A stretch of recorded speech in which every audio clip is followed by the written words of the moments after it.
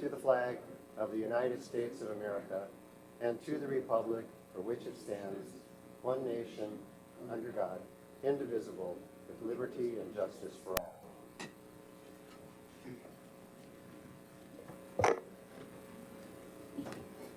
Madam Clerk, are you going to call the roll tonight? Yes. Commissioner Marsh. Present. Commissioner Gack. Here. Commissioner Lowe is absent. Commissioner Van Natta. Here. Commissioner Blocker. Here. Vice Chair Troutman. Here. And Chair Gadzik. Here, and I believe Commissioner Lowe will be here shortly. Okay.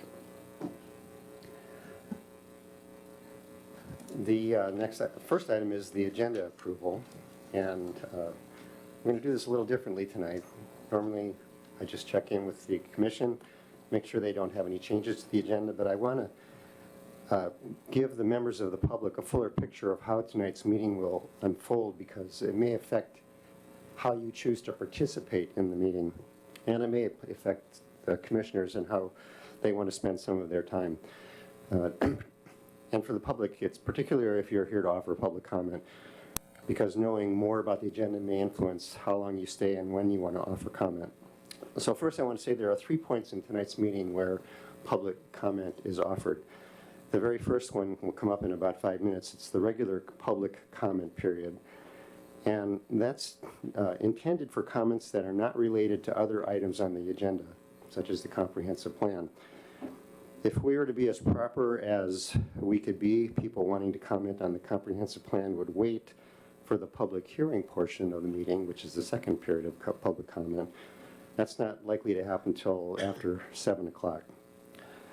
If you want to comment on something regarding the comprehensive plan but aren't able to stay until the public hearing, there's no stopping you from making your comment earlier at this first public comment period. However, if you leave the meeting at point, you're going to miss a discussion about middle housing, which is the agenda item that precedes the public hearing, and that discussion will address many items that I think are going to be the subject of your comment. So you might want to benefit from that conversation. It may influence your feelings about the subject and what you comment.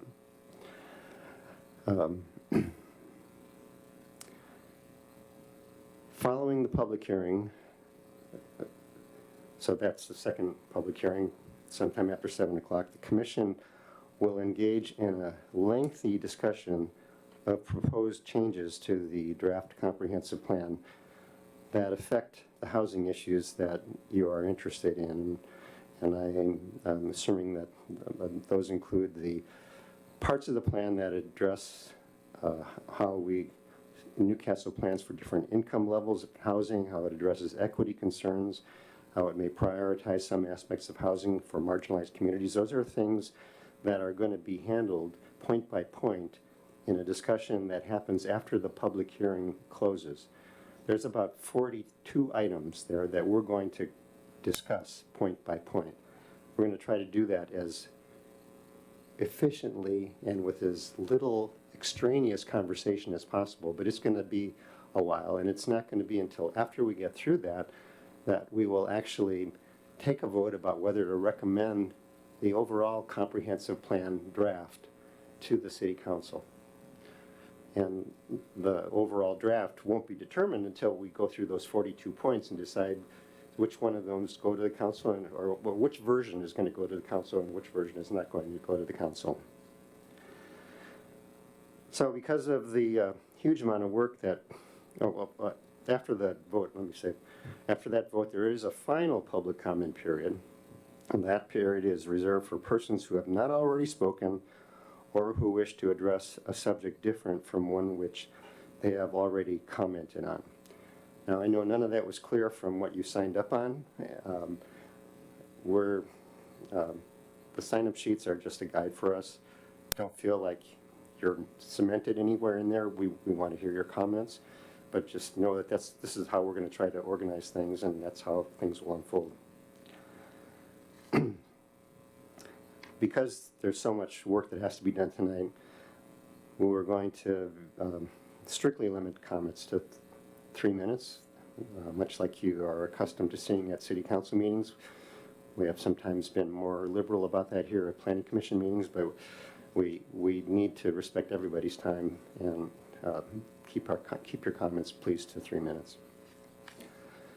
So with that, I will ask commissioners if there is anything on the agenda that they would like to modify. I just have a question. There's 3 exhibits here. 8, I think it's 8, 9, 10 that's not on the agenda. Just wondering how those fit in. I can answer that. Yeah. Those are additions to the record, and we'll discuss that during the public hearing. Oh, okay. When we posted comments for the, not comments, when we posted the documents for this meeting, the things that were available to anybody online to see what our business was, we did the latest available. Since then, there have been changes to those. So what we are going to be reviewing will differ somewhat from that. I think we tried to make copies of the latest materials. I'm not sure how far along we got on that, but we're going to do our best to make it easy for those of you who are following this discussion to know what we are seeing, even if it wasn't in the documents that were put on the city's website beforehand.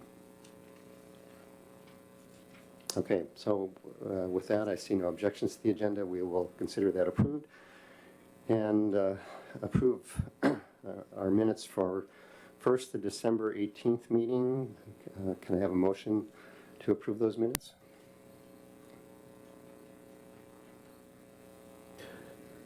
I move we approve the minutes for the December 18th, 2024 Planning Commission meeting as presented. Can I have a second? Second. All in favor, say aye. Aye. Okay. Minutes for the January 22nd meeting, likewise. Actually, we'll just handle this a little more smoothly. Are there any objections to those minutes? And if not, we'll just consider them approved. Okay. Now, that brings us to the first public comment period. And well, let's see, city clerk is bringing the list of people. So we have 4 people who have signed up for this. Andy Jacobs, and this is the order they signed up, in the order in which I'll ask you to appear. Michelle Vogel, Harvinder Singh, and Tom Aaron. Might have got your name wrong there. Oh no, Tom Griffin, sorry. So we will now open the public comment period, and if you would like to speak, please approach the podium, tell us your name, make sure you turn on the mic, and we will start the timer when you start speaking.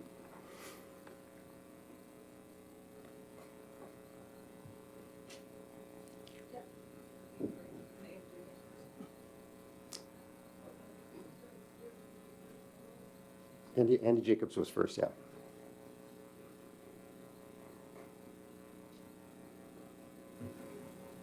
My name is Andy Jacobs. I'm just going to read something very quickly. I know I have 3 minutes or less. This is from the City of Newcastle website that I was reading recently. Our mission is to serve the Newcastle community in an effective, efficient, professional, friendly, and fiscally responsible manner that fosters a sense of community and assures equity, integrity, dignity, and respect. Our guiding vision for the community is that of diverse, safe, tolerant, economically viable residential and business community with its foundation in strong neighborhoods, family values, trust, respect for the natural environment, and appreciation of its history. Thank you. Thank you, Mr. Jacobs. Next is Michelle Vogel. Hello, my name is Michelle Vogel. I am a resident of Newport Woods and have been for the last 5 years. I'm speaking today due to the fact that we are discussing middle housing, which tends to be a very divisive and topic in our current country, yet is what is missing from many small towns and many small cities that would enable us to preserve the single-family housing that is core to the American dream, but also a detriment to the way that our communities are currently able to function. Middle housing provides us the ability, such as that is being required by state law, gives people the opportunity to open up the single-family houses for families, while couples who do not currently have children or who have already had their children leave their house can opt for a smaller house that allows them the same goals and needs of a single-family house in that middle housing while providing larger land to a bigger family. My spouse and I both own a house in the city that is 2,200 square feet. Why? Because there is not a smaller house that we could purchase. Middle housing would have provided us the ability to leave that house to a family that is able to have children and able to raise a family there. And instead, it is a 2,200 square foot, 4-bedroom house that is occupied by a couple. Thank you. Thank you.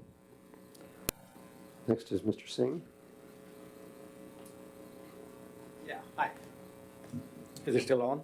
Yes. Okay.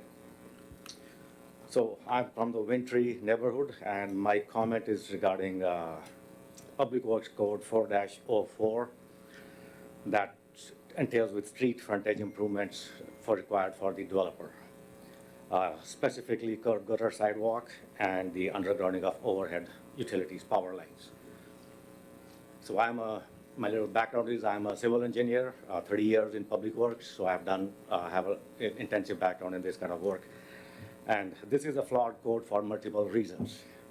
The improvements built, like a piecemeal improvements, the way it is, it done, especially for small developments or for a short plat, add no value and no benefit to the user.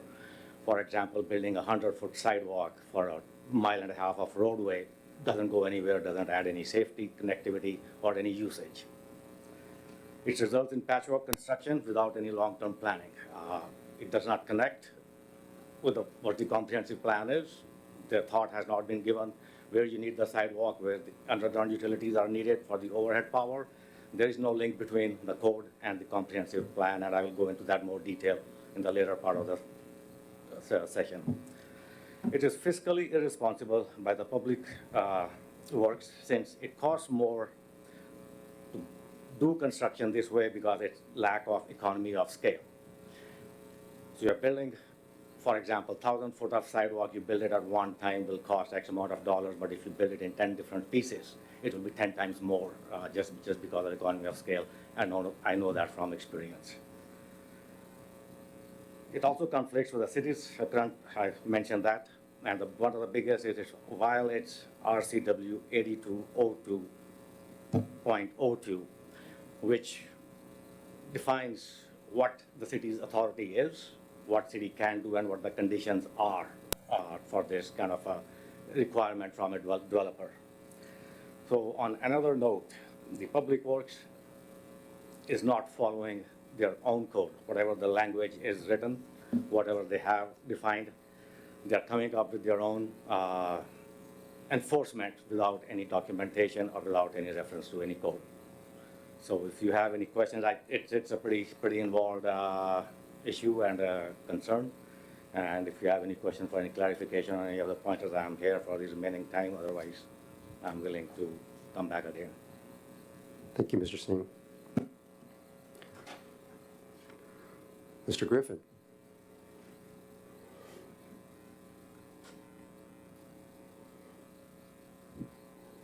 Good evening. I'm Tom Griffin. I live in the Hazelwood District, lived there for 46 plus years. And my thoughts tonight are, I'm also a council member, so I get to see the comments that are coming on the DEI. And some of the comments that are made are really strange because they don't understand. They misunderstand what the mayor says when he says that we have a city that there is no racism in it, at least that we see or I see. Maybe you'll differ with me, but I've been where there is racism. I lived 3 years in the military in Virginia in the 1955 to 58 area. I saw racism there. And I wasn't a party to it. I was appalled by it. And I'm appalled by the fact that from what the mayor said, he said that we don't need a lot of writing on the DEI. And I would confirm that because I've been around a long time, and if you want to see some racism, start making issues about it and make people aware of the fact that it could be there.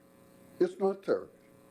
I live in a neighborhood where there's all kinds of people come by my place, and I speak to all of them, have good conversations with them. So, when you say that, well, the mayor is a racist because of his take on the DEI, I believe that we need to reel that in a little bit, and there's several letters to that effect. Now, maybe we just, today or so, got word out that we ought to have an issue with the DEI. We've got an issue with it, yeah. We've had the state tell us we should put it in our comprehensive plan. I don't really know that it's a good idea, but you guys are the ones that make the decision. You'll send it to council, and then we'll get to look it over and see what we think. I appreciate the effort you guys have done. You have worked really hard, and you've come a long ways. You've got a ways to go yet to make it where it can be approved and moved on. I don't understand the people and their anger in this one issue. It doesn't make sense. Thank you. Thank you. I believe that is the last of the people who signed up for the public comment period, so we will close the public comment period and move to commissioner comment. Commissioners, this is your opportunity to say what you'd like to say. If you did raise your hand, I'll recognize you and we can proceed. Who'd like to start? Vice Chair Troutman. It's good to be back with all of you. It was fun last time. Maybe not so much fun this time, but I'm looking forward to it. I'd like to welcome everybody who's here. I see some new faces, and that's always good. Keep coming back because it's important for you to be part of the decisions that go on in the city. And the only way, or the best way to get your voice heard is to show up and let the council and when the commissions know how you feel. So it's good to see you folks here. Thank you for coming. Commissioner Van Atta. Yeah, thanks for everybody coming out. I can have a little prepared statement. And I want to talk about DEI a little bit. So equity or equality and equity, those two terms get tossed around a lot. And I don't think people necessarily always know what they mean. Equality means ensuring fairness by treating everyone the same, regardless of ancestry, gender, religion, or any other difference. Equity, on the other hand, means focusing on fairness of outcomes, since equal treatment does not automatically lead to fair outcomes. I think equity in policymaking is a good thing. It means creating fair and just policies that help all people reach their full potential. It recognizes that people have different circumstances and needs, and that policies should be tailored to address those differences. It does not require the city to spend money. It simply means we ask questions and seek input before we pass a policy off to the city council for approval. Who does this policy benefit? What might be the long-term outcome of this policy? I will continue to look at policy by recognizing existing inequalities in access to services, access to affordable housing, quality of life, and opportunities across different community groups. Thank you.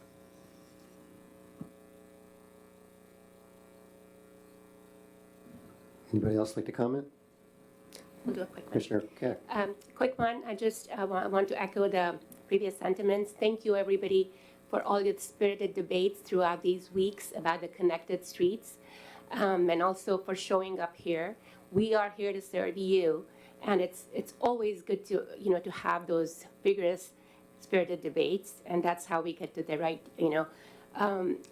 rules and regulations that the city probably needs, the right comprehensive plan that the city needs. So I really appreciate it, and I will do everything as a part of this commission to make the people's voices heard. Thank you.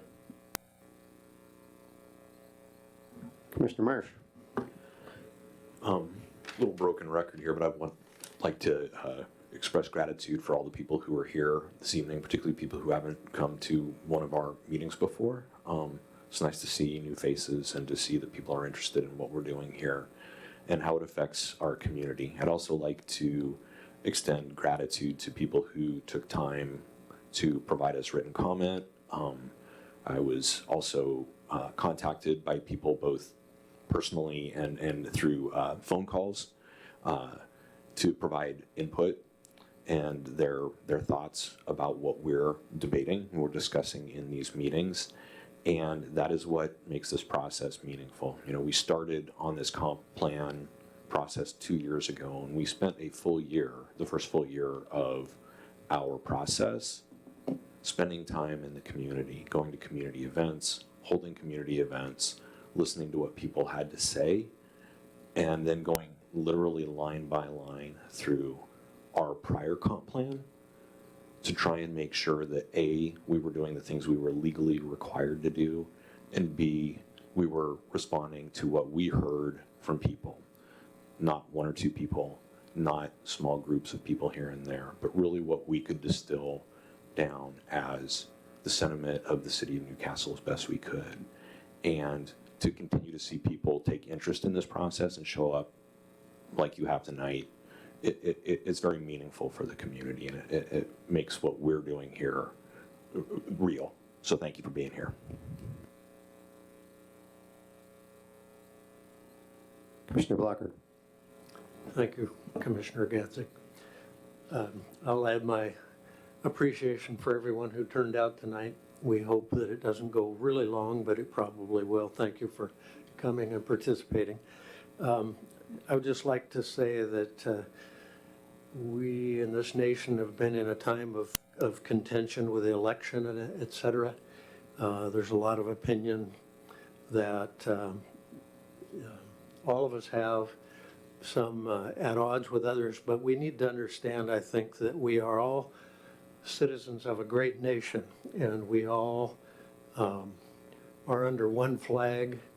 I served under that flag years ago. I would like everyone to be a little bit forbearing of their neighbors. I think we all live in a wonderful city here. We all recognize that it's a wonderful place to live. That's why it's highly desirable. Unfortunately, that's why it's very expensive, which unfortunately doesn't make it easy for having lower income housing and homes that are somewhat more affordable. All that being the case, as we go through this process, please bear with one another. There aren't any of us that hate any of our neighbors.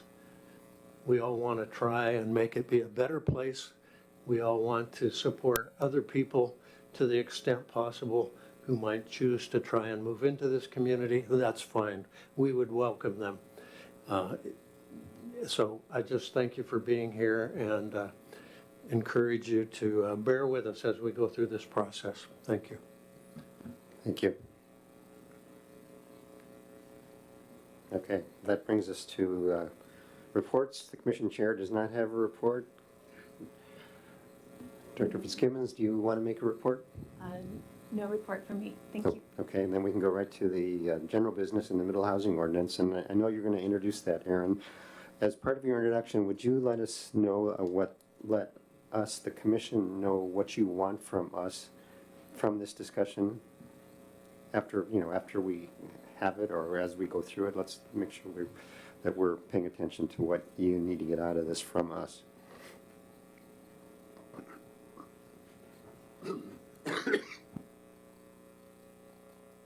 Good evening, commissioners and everyone in the audience. That's exciting to see.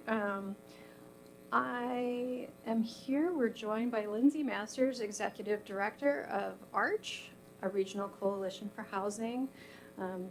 ARCH is basically Newcastle's housing department. We don't have one, and so we're really excited to have Lindsay here tonight. I'm just going to do a quick introduction, and then Lindsay will take it over.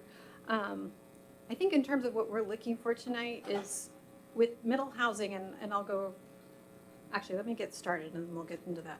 How about that? Okay, so middle housing. This is part of our middle housing update.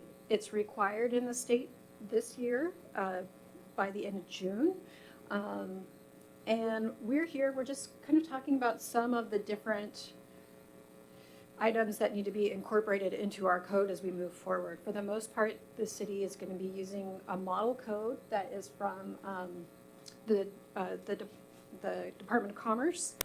However, there are a few things that we need to talk about to make it more like Newcastle. So back in October, just to go over our schedule, we talked a little bit about where we've been to date. November, which is when Arch was originally going to join us, we had a bomb cyclone and we had to cancel the meeting, unfortunately. December, we talked about the comp plan. Last month, we talked about the comp plan. And so here we are, where it's February of 2025, and we are finally getting to talk with Arch about affordable housing.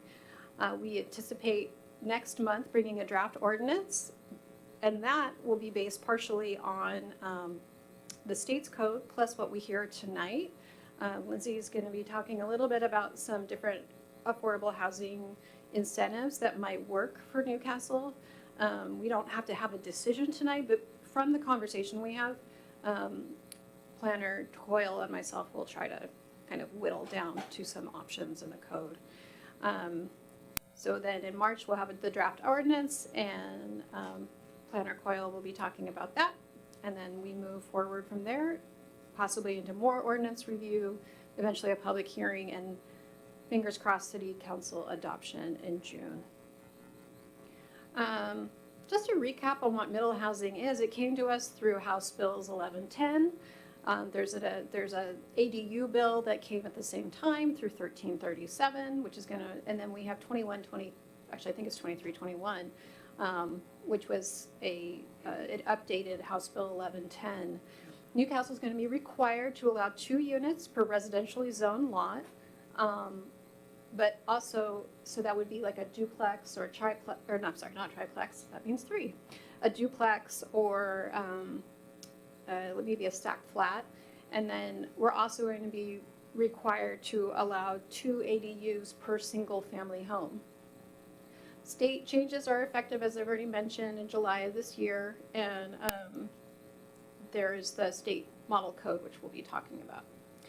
Middle housing, we're generally, and maybe many people already know this, but just a refresh, is we're talking about the scale of home that is akin to what you see in a single family home, but more units, so duplexes, triplexes, small apartment complexes, townhomes, etc.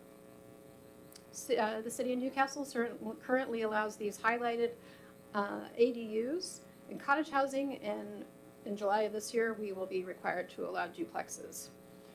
And then I'm going to try to go through this a little bit quickly, but just sort of the big picture is we're looking at needing 810,000 new housing units in the region, 4-county area that the Puget Sound Regional Council oversees. And in King County alone, we're looking at having to accommodate 660,000 people and 490 jobs by 2044. Their breakout of the level of housing that we need, which gets us into this affordable housing conversation. Extremely low income would be 15% of the housing supply. Very low income across the board is 15% of the housing supply, and low income at 19%. Our current unit count, even though so the city currently has 60 units for extremely low income for King County, and our current need is 250 units. So that's 6% of our households total of the city. So you can see here we have 3% of our needed 9% of our total households in the city. The reason I bring this up is because our affordable housing isn't meeting the need of the city, and it's also not keeping up with the requirements of the King County policy documents. So we're going to be looking to add additional affordable housing in different manners in the city over the next 20 years. So, Aaron, if I just want to interject something, which is clear to everybody here, and many of the people who've been following the discussion, but when you say add housing, the city isn't going to add any housing. What the city's requirement is to do is to plan, have its rules and have its zoning so that if private investors or public-private partnerships come forward to propose that housing, that there will be a place for it and that the city's rules will promote or at least not discourage that. The city is not in the business of building affordable housing, and it's unlikely it ever will be, right, except for through partnerships. except through partnerships, yeah.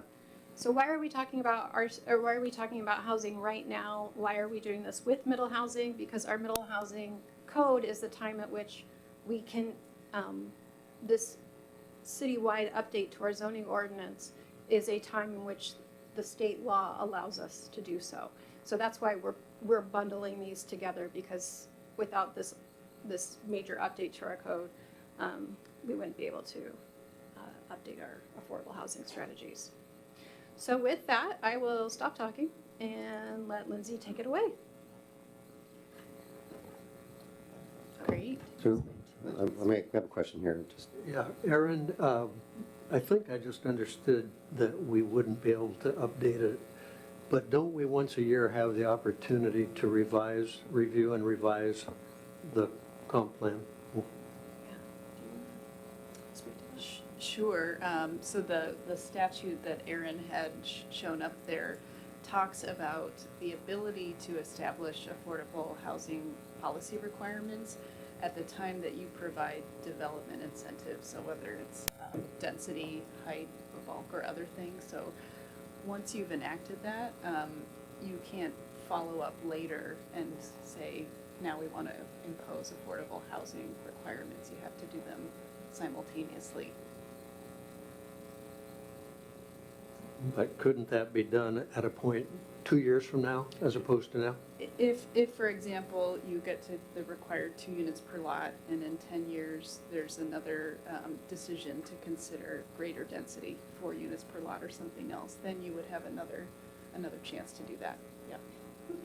But you may not get to that point, so that's. Thank you. So I've got a presentation that Aaron,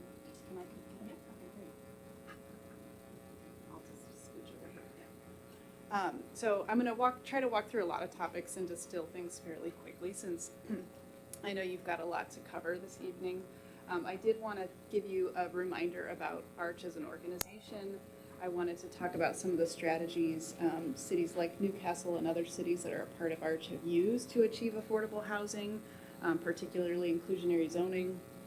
I want to talk about the opportunity that the state law around middle housing creates for you to be able to advance some affordable housing policies here, and then give you some examples of how that's been done in other cities, what that looks like as far as policies, as well as projects. And then I think we are open to having some discussion and feedback or questions about some initial options you could consider. So just as a reminder about ARCH, we were established around the same time as the Growth Management Act in the early 1990s. It was created through an interlocal agreement originally between Redmond, Kirkland, and Bellevue, but soon after expanded to many other cities in East King County as a way for local jurisdictions to work together in how you meet those requirements under GMA to plan for housing needs for people of all incomes. We do that through a number of different strategies. We do help cities to pool resources that you actually can invest in affordable housing projects. We provide shared staff. As Aaron mentioned, we consider ourselves the city staff for all these jurisdictions to help develop policies but also implement programs. So once you've established something that you want to put in place, we also help you to do the implementation for the program. We also consider ourselves a service to the development community to provide consistent information and services for how to access affordable housing incentives across the different jurisdictions. And we provide information to the public as well. So we're a hub for people who are seeking affordable housing in East King County, We provide information and resources, and we have a pretty significant mailing list for people who want to be actively notified when there's a new affordable housing opportunity opening up. I won't go into detail on everything that local jurisdictions can do to advance affordable housing, but there's a number of different things, starting with your long-range planning and down to some of the development incentives and code amendments like you're talking about now, to funding tools, other types of financial incentives like tax incentives. And then there's an implementation piece again, and that's where ARCH comes in and supports jurisdictions to try to do that in a really cost-effective manner by sharing staff across cities. Just one slide on what has this all achieved over the last few decades. The coalition collectively has helped to produce roughly 10,000 affordable homes in just about every jurisdiction that's a part of ARCH, save for just a handful. We've collectively pooled $100 million in resources at the local level, again spread over the last 30 years. And that has helped to leverage a significant amount of other public and private funds. So that's one of the key strategies that we try to support cities with, is to attract other funding to help build that affordable housing. And then again, we are a coordinated, accessible program for developers and also property managers who help to maintain the affordable units that are built, as well as people seeking housing. I wanted to talk specifically about inclusionary housing. In addition to making direct investments in developments, one of the most important strategies that ARCH member jurisdictions have utilized is inclusionary housing strategies. This is a national model that's been around for many, many decades that ties the creation of affordable housing to the creation of market rate housing. So it's a model to have mixed income developments where people with low and moderate incomes can access housing within a market rate development. There's many states that have really supportive laws to enable these types of programs. Washington State, our specific law, as we were just discussing, requires a give to developers or property owners along with that requirement for the affordable housing. So a lot of what ARCH does is to help cities understand the value of development incentives and what could be feasible to require in the form of affordable housing, so that you still see robust development, but you also get some affordable housing out of that. We call our rental program and homeownership program, we market it that way, but these are really the implementation of your inclusionary housing programs at the local level. We have these in probably about 9 different cities across the ARCH jurisdiction. They've collectively, on the rental side, produced over 2,300 affordable units within market rate developments.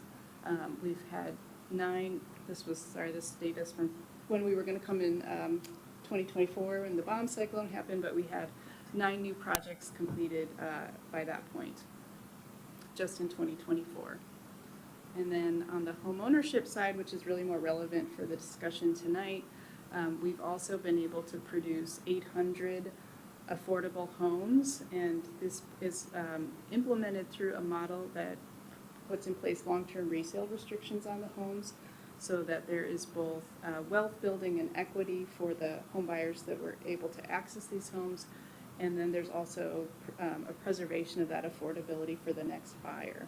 So we steward those covenants over the long term, and we have many, many people that are seeking homeownership opportunities through that program, which I'll talk about a little bit more later. I wanted to give a snapshot of what is already in place in Newcastle in the way of your inclusionary housing policies. These were adopted originally in 2012 and have been implemented through both rental and homeownership projects.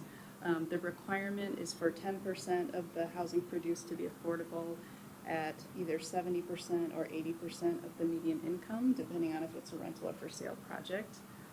There are some sliding scale options that give developers a little bit of flexibility, and there's also an option to collect a fee in lieu. This is just a quick snapshot of what's been produced through that program. We have 6 for sale affordable homes that we're stewarding and 46 rental units. And I know from experience working with the staff who help to do the monitoring for those units that they go very quickly. As soon as there's a vacancy in the project in Newcastle, it's snapped up very quickly. So now kind of switching over to what is the policy issue before you with middle housing. As Erin mentioned, the state has already decided that jurisdictions planning under GMA are required to adopt these minimum densities. Newcastle is in what's called Tier 3, where you have a requirement of 2 units per lot. Some of the other tiers have specific provisions around affordable housing, but Tier 3 really doesn't. It leaves that to local discretion whether you want to do it or not and what it looks like. But there is an explicit provision in 1110 that says that jurisdictions can adopt affordable housing policies under that separate state statute. Because this was such a significant, impactful piece of state legislation, we decided as ARCH to really try to dig into this and understand what the implications could be for our members. We formed a work group of city staff. We did retain a consultant who helped us do a lot of interviews with the development community and try to create a model to study the feasibility of middle housing developments across all these different jurisdictions. So we got a lot of good market data. And we really wanted to answer these key questions about how could you capture some of that value that's going to be created when you allow greater density back for affordable housing. So I want to quickly walk through the findings of that study. There's much more detail in the study itself, which if you're really interested, you can go read the whole thing. But the first one, and a really significant one, is that middle housing can be more affordable than traditional single-family home because of the smaller scale. However, it is unlikely to be affordable or attainable in East King County because of the market here, and at least for families with middle incomes, let alone lower income families. There's a snapshot in this slide that shows you the estimated price range of different typologies of middle housing and the household income that you need to be able to afford homes at that price point. So probably the one kind of side note too is we determined through the stakeholder interviews and feasibility study, stacked flats are probably the least feasible product type, so you're relatively unlikely to see that built. But attached and detached homes are likely to be feasible. And those we expect you're going to need to earn about 200% of the median income or more to be able to afford that typology. So $250,000 household income to buy a middle income home. Second and third finding I kind of clumped together here. Even though we wish that typology could naturally be more affordable, we do know that because of inclusionary housing models, there's an opportunity to still capture some of that additional value for affordable housing. And the way that you update your development standards can also influence how profitable or feasible that might be for a builder. And then the last finding is just really speaking back to the fact that middle housing can be a very important strategy to create affordable homeownership opportunities. ARCH is involved in many different programs and strategies to create affordable housing. Homeownership is much more difficult than affordable rental housing to create because of the lack of federal programs and subsidies that we have on the rental side. And this is one of the most important ways that you can do that is by putting it into your zoning requirements. I mentioned that we have a mailing list of folks who are actively looking for affordable housing in East King County. We have currently over 10,000 households on that list. You can see here most of those are earning less than $100,000 in household income annually. Also, a significant point, over 3/4 of the households want to purchase a home rather than rent a home. So we see it as a really huge need and demand that we're not meeting through our programs or through the private market either. I will just do a really quick detour, and I apologize for people that see this and get glazed over by the chart of median income and percent of median income. Generally, the range of affordable housing programs that we're trying to promote are between 80% of median income down to 30%.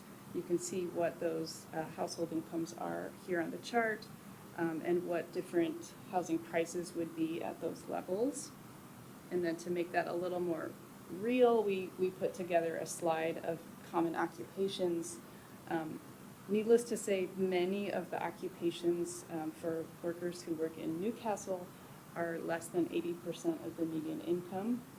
And so the folks that are working in the community are pretty unlikely to be able to live in the community or purchase a home here. So just key takeaways from the study to summarize. There will be a land value increase when you allow additional density. That's just a fact of real estate that you can see every time you upzone an area. Sometimes it takes some time for that to go into effect, but that will happen. But on the positive side, that does give cities an opportunity to capture some of that value for affordable housing. And as we talked about at the beginning, the timing is really important. Because of our state law, you really need to consider those things together at the same time. So I would love to walk you through now, what can this look like?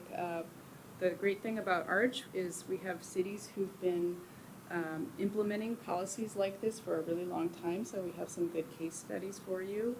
I did want to highlight one of the projects that's already been built in Newcastle, just so you can see something in your backyard. This was a townhouse project called Lake Warren Townhomes, right near Lake Warren. The site was was under 5 acres, so a larger development of 56 units. We were able to develop, I don't think it's on the slide, but a handful, maybe 3 affordable units in this development that are targeted to 80% of the median income. So this project came online in 2012, and you can see that the prices for the affordable unit at that time were below market, but you can see also the current values today. That gap has grown even bigger. So there's been equity growth for the affordable homes, not quite as fast as the markets, but it's kept those homes affordable, so that people purchasing today, when they resell, are still able to afford those prices. I want to highlight City of Redmond in particular. They've had the longest standing inclusionary zoning policy, and theirs now is citywide. It's been nearly citywide for a long time. Their previous policy before they adopted middle housing code updates was a 10% requirement at 80% of the median income. They didn't apply that to projects smaller than 10 units until recently. But they did have it in place in single-family zones across the whole city, and I'll show you in a minute what that achieved. They did just adopt updates to implement the middle housing requirements. They've adjusted that to a 12.5% requirement. They decided they wanted to apply it to smaller developments, as small as one unit, but they are also giving significant density incentives, allowing builders to build up to 8 units per lot, and have additional floor area incentives along with that. They intend to collect fees for small projects that aren't big enough to include an affordable unit in them, and we have some experience with that as well. Just quickly, their results here, you can see that we've been able to create affordable homes all over the city of Redmond. We have an active pipeline with them, with new homes coming online. It's a lot of why people sign up for our mailing list, because they know there are new homeownership opportunities coming. And you can see kind of the spread of different typologies of housing types that have been created.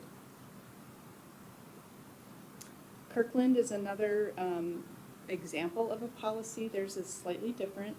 It's similarly 10%, but they've applied that to projects of 4 or more units instead of 10 or more. And they have already been collecting fees for the projects that are less than 10 units, that aren't large enough to include an affordable home. And I'll just briefly show you the results there. We have seen homes produced, which is what's all the dots on the map, but they've also collected a significant amount of fee in lieu, which you see in the chart, and they've helped to invest those in regional projects for affordable housing built in other locations. This is just an example of what a fee in lieu project in Kirkland looks like. A 12,000 square foot site was purchased for $1.8 million. The builder built 4 condos on the site that were ultimately sold for $2.4 million each. So generated close to $10 million in value for the property. And then the calculation here for the fee in lieu of, instead of providing a fraction of a unit, city collected a payment of $221,000. And then final example is City of Sammamish. They just adopted their middle housing regulations. They had a consultant help them to develop an overlay onto their existing single-family zone that creates some variation in density per acre. And they also decided to take advantage of this opportunity to put a citywide inclusionary zoning in place. So they now have a 10% requirement similar to what Redmond's policy is. They did have a lot of discussion about whether certain exemptions should apply, and they decided that they wanted to exempt smaller homes under 1,000 square feet. So that kind of brings us to what could be some options for you to consider. Hopefully you can kind of start thinking about those from some of the examples shared. As we mentioned, under the requirements of the state law, if you just sort of let the state law go into effect, there would be no affordability provisions because you're in that tier 3. But if you choose to, you could adopt something that extends your existing affordable housing policy that's just in a limited area of the city and expand that 10% requirement to other projects. You could consider exemptions for certain types of homes or certain sizes of homes. You could also consider exemptions for if a development is under a certain number of units. So I think with that, love to take any questions or hear any feedback. Commissioner Marsh. Thanks, Charlie. Excuse me. First of all, thank you. That was a great presentation, and I appreciate that very much. The information was super useful and gave some real context to a lot of concepts that we've been talking about for quite some time. So I'd be curious your observations and maybe your thoughts about how housing that's available to folks in the 30 to 80% AMI range, how that gets cited. I think specifically I'm thinking about conversations that we've had for a couple of years here as we've been working through our comp plan process, and we've been wrestling with the idea that a lot of folks that are in that income range may not be automobile owners, and concerns about folks having access to transit and amenities, and really being in proximity to those types of services, particularly transit. And I guess I'm curious, have you observed either A, that is helpful and it's important to have that proximity or not? And then if it is, has it been a forcing function to maybe drive transit and other amenities to locations where that type of development has been available, even if those services haven't been in place? If that makes sense. Yeah, and it's a It's a good question, and your premise was 30 to 80%, which is a really wide range. So I think the context for this discussion is. You can do with that what you want. Yes, yes. So go, you can narrow it down. Yeah, I mean, I think the policy we're saying you have an option to consider really is about 80% AMI and creating home ownership opportunities. And really, it's cited wherever developers see that there's a demand and a way to do a feasible project. So I think from our experience with our home ownership program, the households who are purchasing through that really look, similar to other households that live in the community. They're working, they have cars to get to their jobs, they've got kids who they, put on the bus to school. So no kind of special considerations there. I think for lower income types of affordable housing, there is potentially more considerations around needs for access to transit. Not everybody may have a car or could afford a car to get around, but for this type of housing, I don't think that's as important. I have a question. The examples you gave of success were for 80% AMI.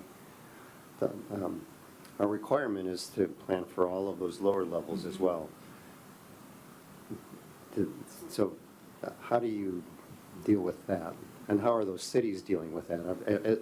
Have they not dealt with it yet? Is that really what we're seeing is they haven't yet dealt with it? We're just seeing what they have been able to successfully. Well, no one has met all the needs that they're supposed to be planning for, but we have produced housing at the 50% and 30% level, including through inclusionary housing programs. There's a couple of ways that's been accomplished. One has been by pairing a tax exemption program with an inclusionary housing program. So it allows that additional financial benefit to buy down the rents or prices to be lower. The other is by offering a trade-off, which you actually have in your code. It's that sliding scale I mentioned. So you could provide 10% at one level, or if you choose to go down to a lower income level, you could provide maybe 7% or 6%. And so it tries to create a equivalent level of impact to the development, but give some flexibility to serve a range of incomes. And I believe we actually, if I go look back and see what's been produced in Newcastle, we may have even had some take advantage of it. Yeah, there's one project took advantage of that option actually two projects to include units at 50% of median income instead of 70%. The other main way we do that is by investing direct funds into developments that leverage a lot of other public funding programs, and that's a way to scale that bigger. The second question I have is, you made a statement that density brings increases in value. Does that increase in value apply to the parcel on which the density occurs, or does it apply to the next door neighbor? Did you want to? Oh, okay. It applies to where that capacity can actually be realized. So to the parcel that receives the density increase. And do you have any numbers about the impact on the value of the next door neighbor?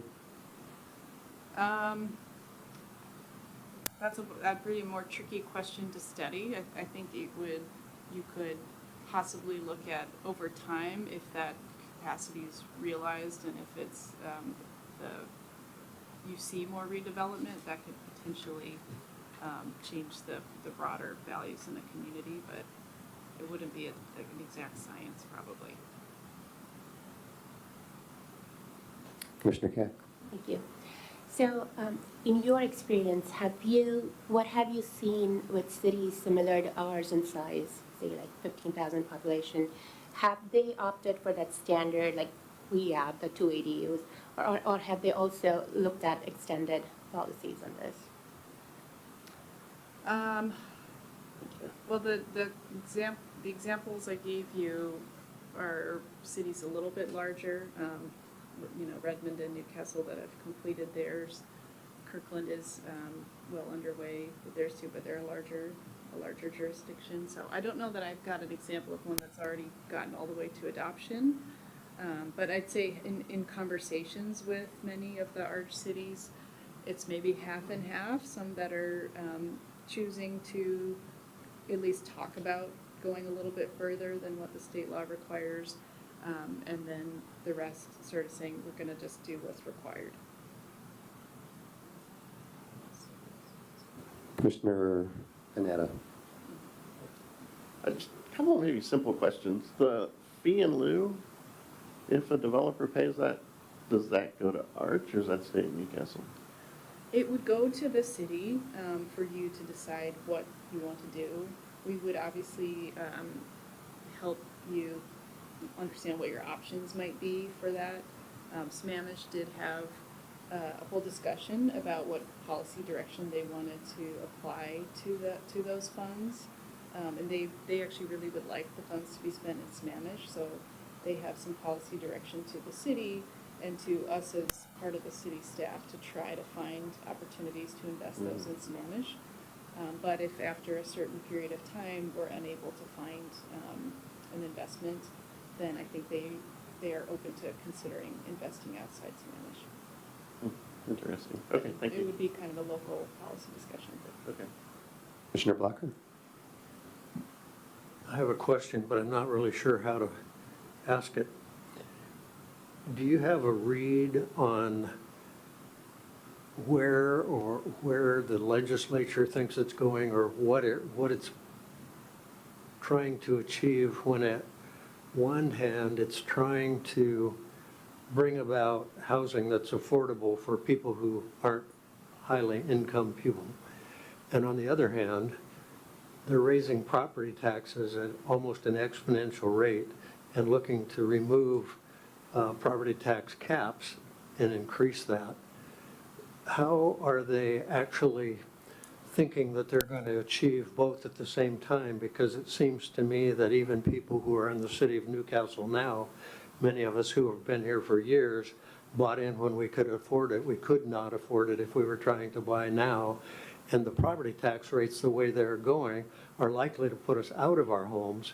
So how is that not mutually exclusive with the housing goals that they're trying to espouse? I'm sure there's many viewpoints. I mean, having heard about that issue from all the cities across ARCH and seeing it debated at the state level just about every year, they haven't actually taken an action to lift the cap, but it's a topic of debate every year. And I think it is, part of it is that concern about the impact that it would have on affordability for existing property owners. That's why it's still in place.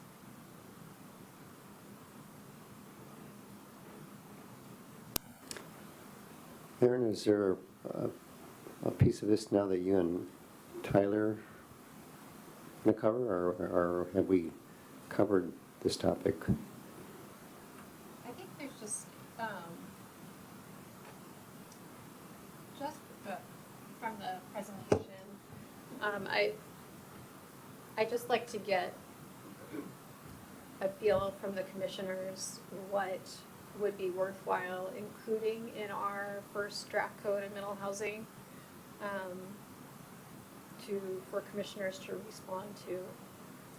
So if we could just go through these 5 points and just get raise your hand or say, that seems fine, tell me what that would look like.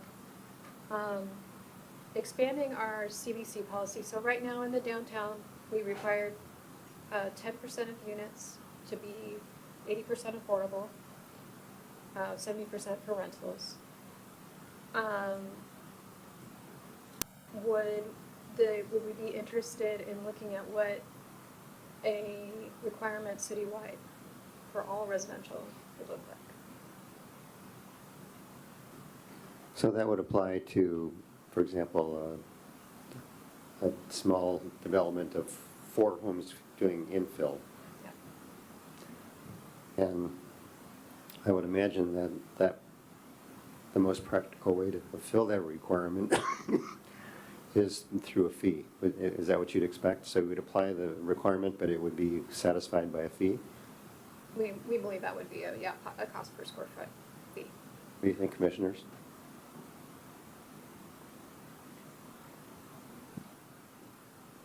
Anybody who wants to speak up? Part of our CBC, part of our comprehensive plan dictates that we concentrate new dwellings and concentrate the density of new growth in the downtown area.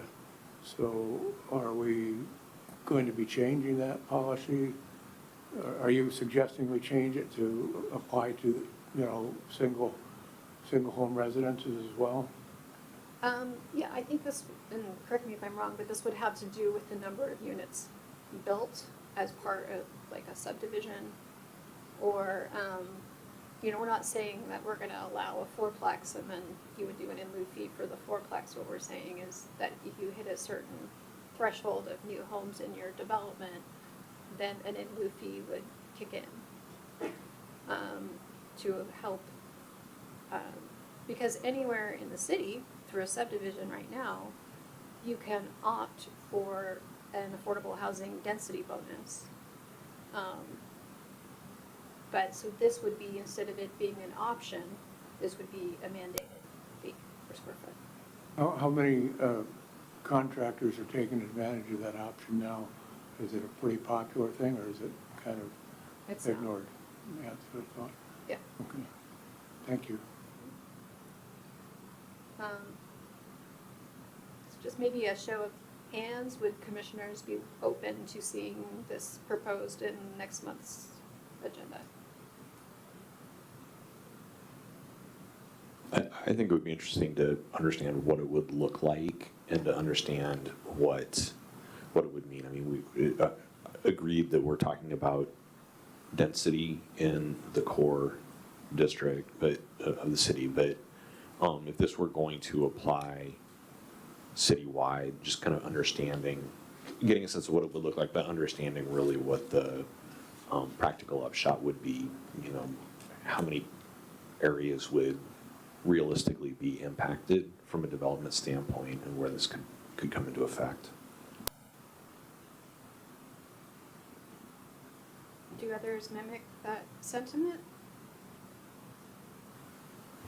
I'm actually trying to get an understanding of what we're really talking about here. Let me give an example. Near my neighborhood is a home that is, I'm guessing, 1970s or 75. It's not being maintained. I think there's a single resident or maybe 2 in the home. It's a big home. But it owns, there's a property attached that's a large lot. I'm guessing that there's 1/3 of an acre, plus or minus, that exists there with that single home on it.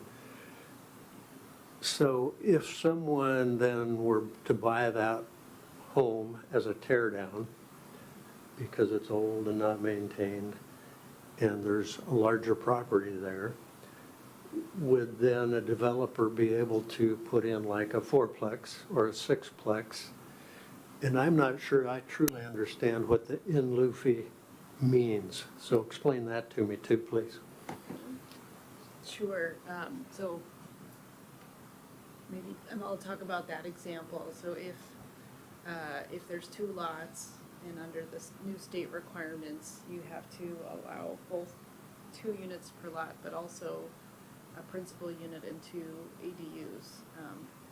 You could see each of those 2 lots ultimately have 3 units in them.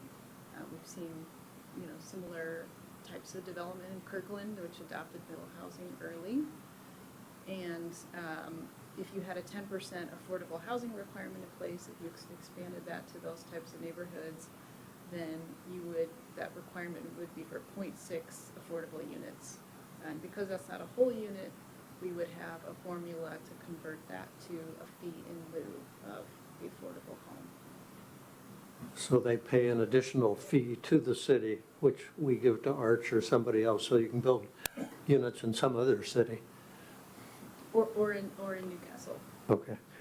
So if it were a property of size in a residential neighborhood, it could potentially become a sixplex or a small apartment building. No, so that it would still be limited to allowed housing types, which would be, right now, duplexes. It'd be duplexes, single-family, and ADUs for the most part. Oh, and cottage housing. It could also be cottage housing. Okay. So, which is current, the cottage housing is currently allowed. So basically, it's a fee in lieu of, instead of building a unit that is actually deed restricted, it would be a fee for not doing that. But to put a bow on it, it doesn't change, and I sense maybe this is the concern that you're gesturing toward. It doesn't change the ability of a property owner to build something that isn't currently compliant with zone. It doesn't change the zoning in some roundabout way, right? The zoning is the zoning. This is about generating in lieu fees, or if you have a big enough development, creating deed restricted step housing. So, to help me understand, would we be amending our tenet or our concept of concentrating growth and increased density in the core business district? No, that would still be where the growth, or the density Yes. is concentrated, would still be in the downtown, because that's where we allow mixed housing types, multifamily, taller buildings. Right. But this would just be a way of capturing fees for supporting affordable housing. So, so a single-family home with 2 ADUs or a duplex going on a lot, you know, like they tore down a house, put up a duplex, they're never gonna meet the 10% of new units, right? Because there's not. No, but imagine you had a large subdivision. Well, that's where I'm going. I think the middle housing in terms of what we've been talking about with duplexes and ADUs, it's not really applicable, is what I'm getting at. It would only be applicable if you had a subdivision with 10 homes, and 10% of that is one house, right, would be affordable. Right. Or over whatever you have. That's a policy discussion is, you know, would it be over 3 units, would it be 4 or more units per Right, lot? right, Or 4 more units per subdivision, yeah, or cottage housing, or yeah, got it, okay. So off the top of your head, for you and Tyler, are you aware of properties in Newcastle that would actually support subdivision growth like you're talking about? yes. There are, but they're not in the central business. Yeah, these kinds of smaller developments tend to be scattered around the city. We have some that are greenfield in some areas that truly have not been developed before. But what's more common is there are some very, very large lots in this city that were platted around a century ago and are much larger. They're much larger lots than need to be the case now, and so they will do small subdivisions of those lots.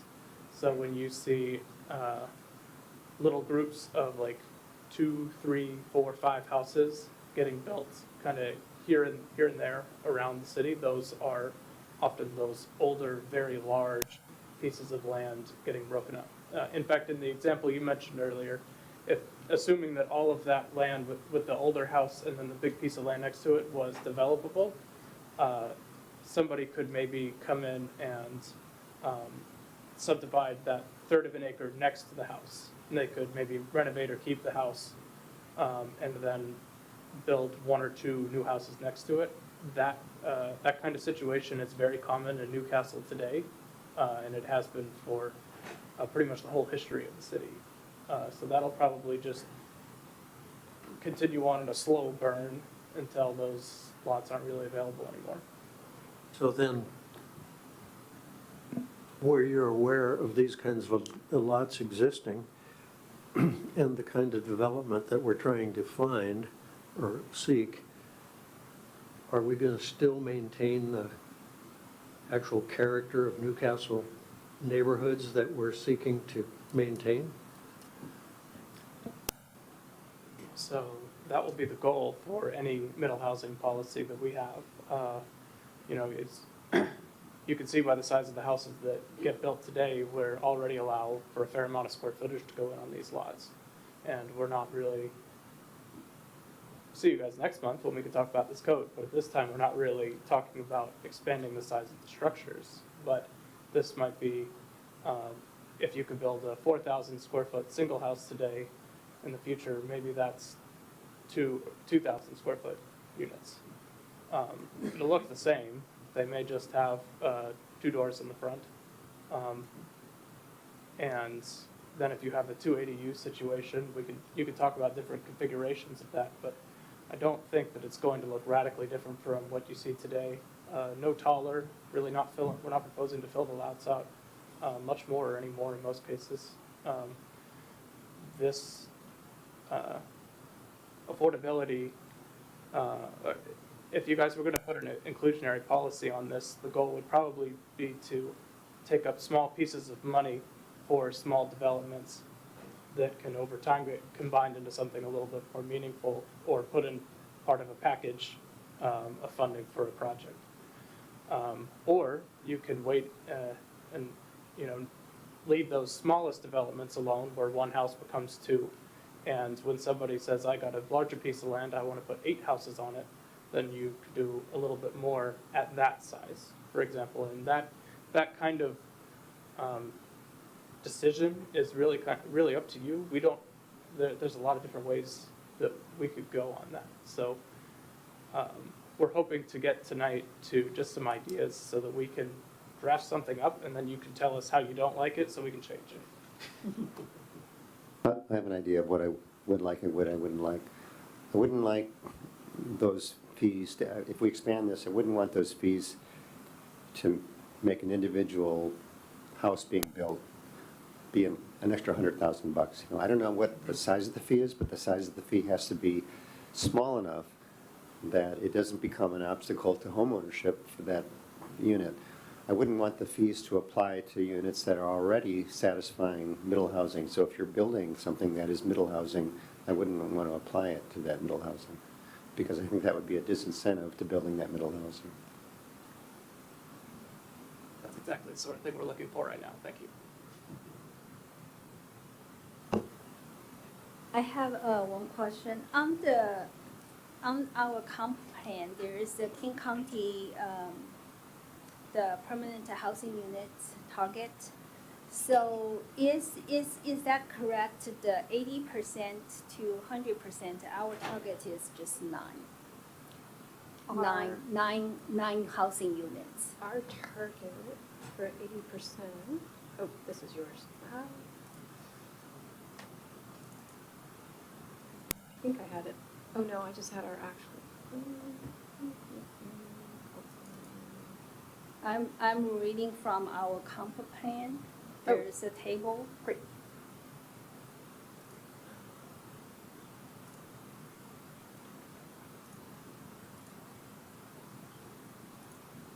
I'm sorry.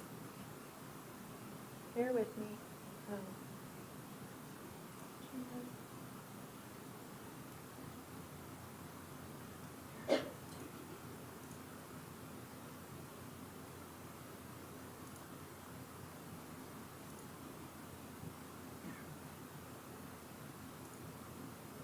Okay, are you in the, is that the appendices or the main body? It's actually main body of the housing chapter, page 63.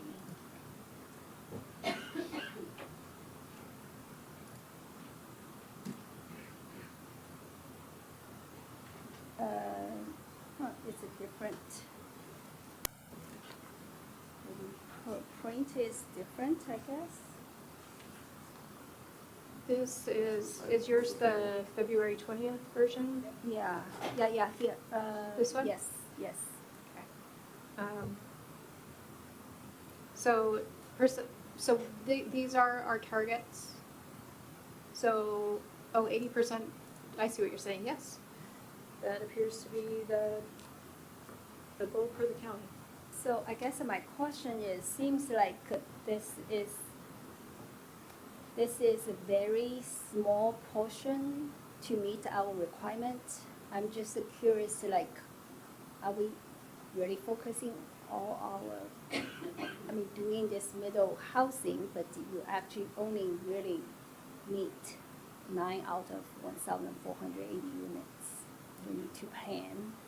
Or shall we actually, I guess where I'm going is, with this new requirement, the House Bill 1110, all that, it's still new to us. I feel like we probably try to meet the minimum requirement and get a good handle into it and have a plan to go forward, because I feel like if we spend, you guys will need to spend a lot of time getting some idea, all that, but you are only actually meeting a very small portion of the target. The target that are giving us really is significant, more than 0.5%, not 0.5%. Half of the target is in the 0 to 30%. True, although if you collect in lieu fees, those in lieu fees can go towards any of these housing targets, right? So the fee does not have to be used for 80%. The fees could be, like through Arch, go towards housing, like the permanent supportive housing, these 329 units, or the other 627 units for the 0 to 30%. Because those projects, those often happen with a lot of subsidies. They can't really just happen. So this is a way to, we're only contributing right now $13,000 a year to Arch, which is from our sales tax. So this would be one way to generate more of the need for affordable housing. I guess that's kind of a byproduct in terms of trying to basically generate some funding. I guess that's, I guess another thing I probably will need to see more in terms of if, are those housing or building is really truly for middle housing affordable target? Meaning, that's what kind of go back to the fees. Because I think one example in a city, they sold 4 condos. Did I hear something like 2.4? Is 2.4 for 4 condos or 2.4 for 1 condo? Yeah, for one condo. Yeah, so $2.4 million, how can that be affordable? Those are large size condos. They're over 3,000 square Yes, feet. so again, and that's for the 80% AMI income? I'm very confused because earlier we said $1 million you will need double the income, 250,000. And so I guess that what I'm going is, we are saying we're building the middle housing, but if we're building $2.4 million condo, that's not middle housing we're doing here. Maybe the confusion is that this example is not an example of affordable housing. This is an example of how a fee of $221,000 was generated by the density. But this also is the 10% for, this is also, so I guess is that saying one of those is is the 80%? Are these units considered to be 80%? No, these No. are market rate units. Right. Oh, okay. So in lieu of building the affordable housing, they charged the fee, which I guess is this point they looked at as 221 Yeah. Yeah, 'cause they- for one.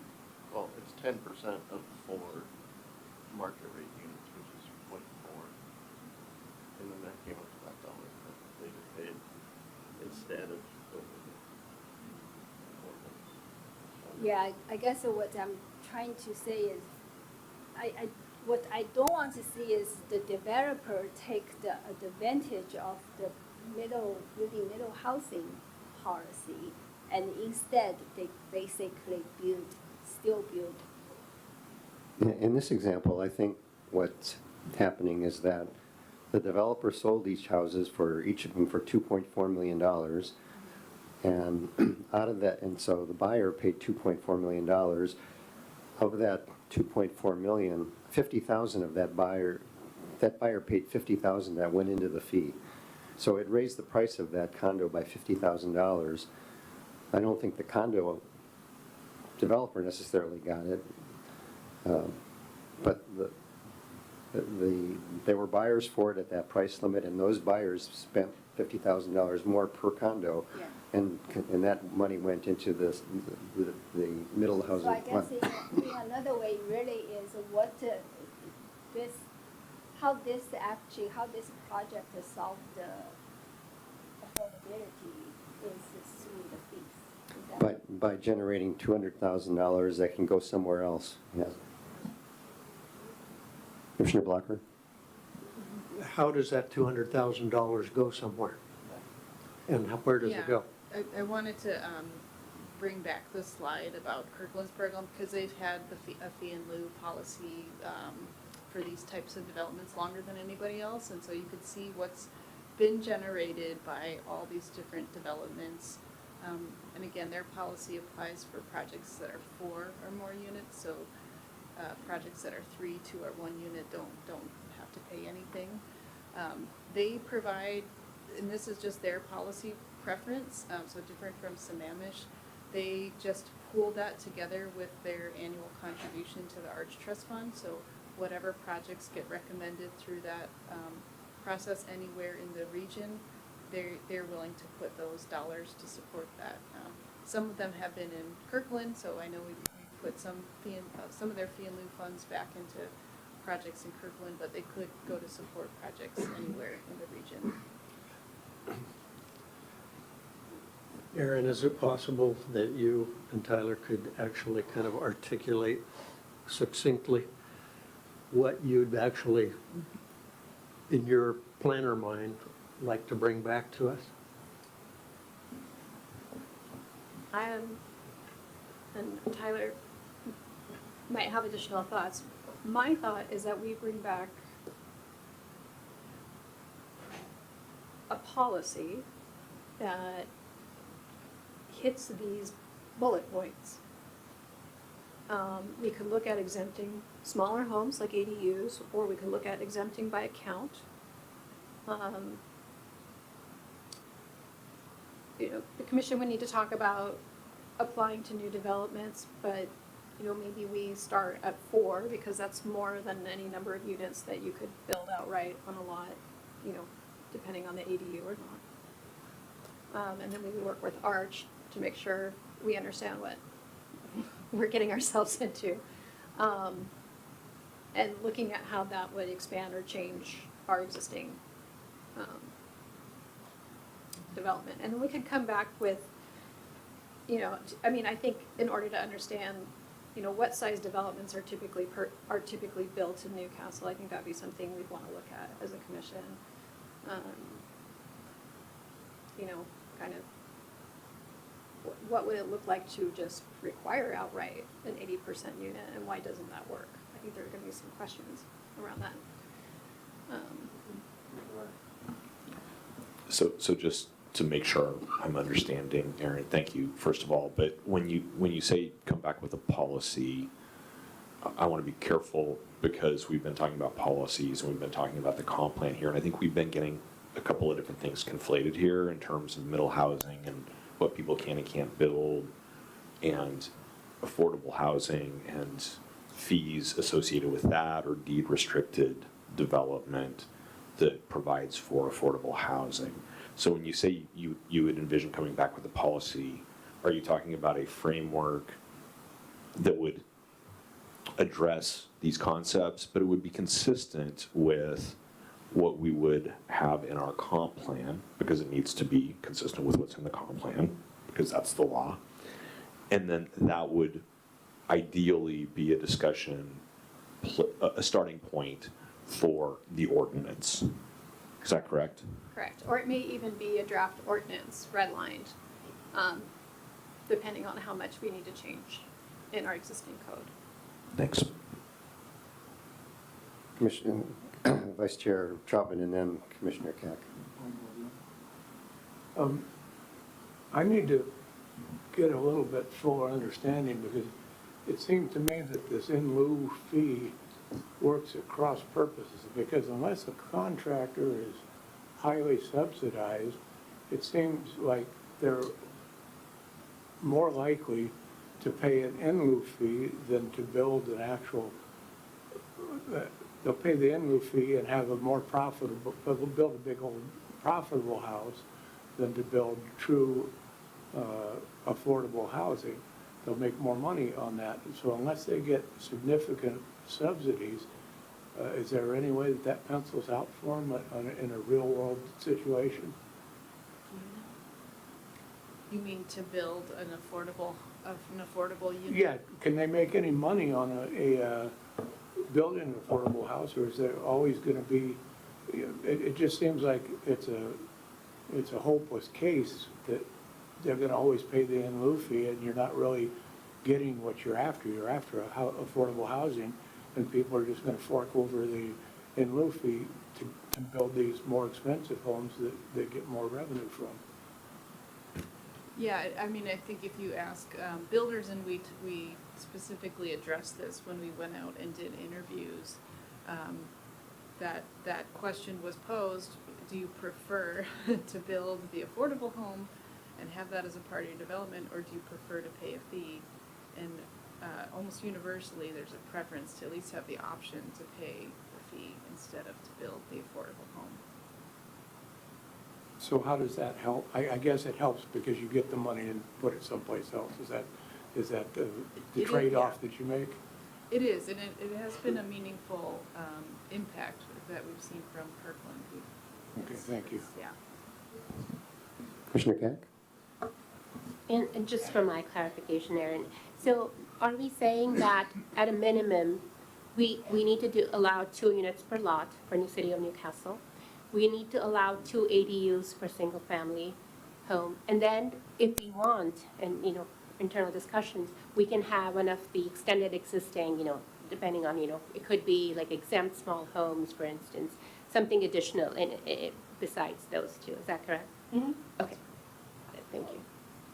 With one other note, just because if you put the 2 lot, or the 2 units and then the 2 ADUs together, you can arrive at 4 units. So I want to be clear that that's actually not the policy directive from the state, and that's not where we're planning to go at this time. It would be 2 units on a lot in the form of a duplex or stacked flat, or a single-family house with 2 ADUs, but it would not be a duplex with 2 ADUs. Commissioner Manana? Just 2 things. If you come back with a proposal, I guess, I don't know if this is possible. I'd really like to see some data behind it. Yeah. Like estimating how many units this would trigger, if it's all going to be in fees in lieu, or maybe we'd actually get some, that kind of analysis. I could imagine that's really difficult, but, because you're kind of playing with the numbers here, like how does it impact things, and, yeah. What was the other thought? If the fee in lieu money goes to Arch builds an affordable unit up in Kirkland, does Newcastle get credit for that? Mm-hmm. Or are we still on the hook for not having built anything in the city? We actually worked really closely with the county to make sure that there's a policy in the countywide planning policies to track and report on sub-regional investments through ARCH. So there will be accrediting for all of the investments made regionally. Okay, thank you. Aaron, I don't know if we've gotten enough feedback from us for you to, you think you have? I think Okay, good, because I really would like to move on. Yes. But Commissioner Blocker raised his hand, I'll let him have the last word. So in that tracking process, and to date, with our participation in ARCH, have we gotten any credits for affordable units somewhere in the county or in the region that has come from fees that we've paid? Has Newcastle actually achieved that at this point? You mean from fee in lieu or from? Well, from any fees that we've paid, as far as I understand. We've kept track of all of that, and we have the data. The county is still building out their monitoring program, but they know that they're going to have to rely on us to provide to provide that because they aren't tracking it. So that's maybe? It means we've tracked it, and there's going to be a reporting mechanism when the county stands up their reporting. And then quickly, Aaron, with the numbers that we're trying to achieve in 20 years, and what you know about the land in Newcastle, can you honestly tell me that there's a way that we can achieve that? Only through partnerships. The land in Newcastle. So I was told by some builders last week, and I'll wrap this up, Charlie. Last week or the week before, time flies, that the ratio of land price to home cost is about 1 to 2.5 to 3. So if they're trying to make a certain percentage of, their return on investment on the price of land, which is not uncommon to go for $1 million in this area for a lot or more. Is it per acre? Or is it, or just per lot? Yeah. You're looking at homes that are 2.5 to 3 million. So as long as the cost of land stays that high, it does seem to be counter to building affordable homes, unless you can find the right partnerships.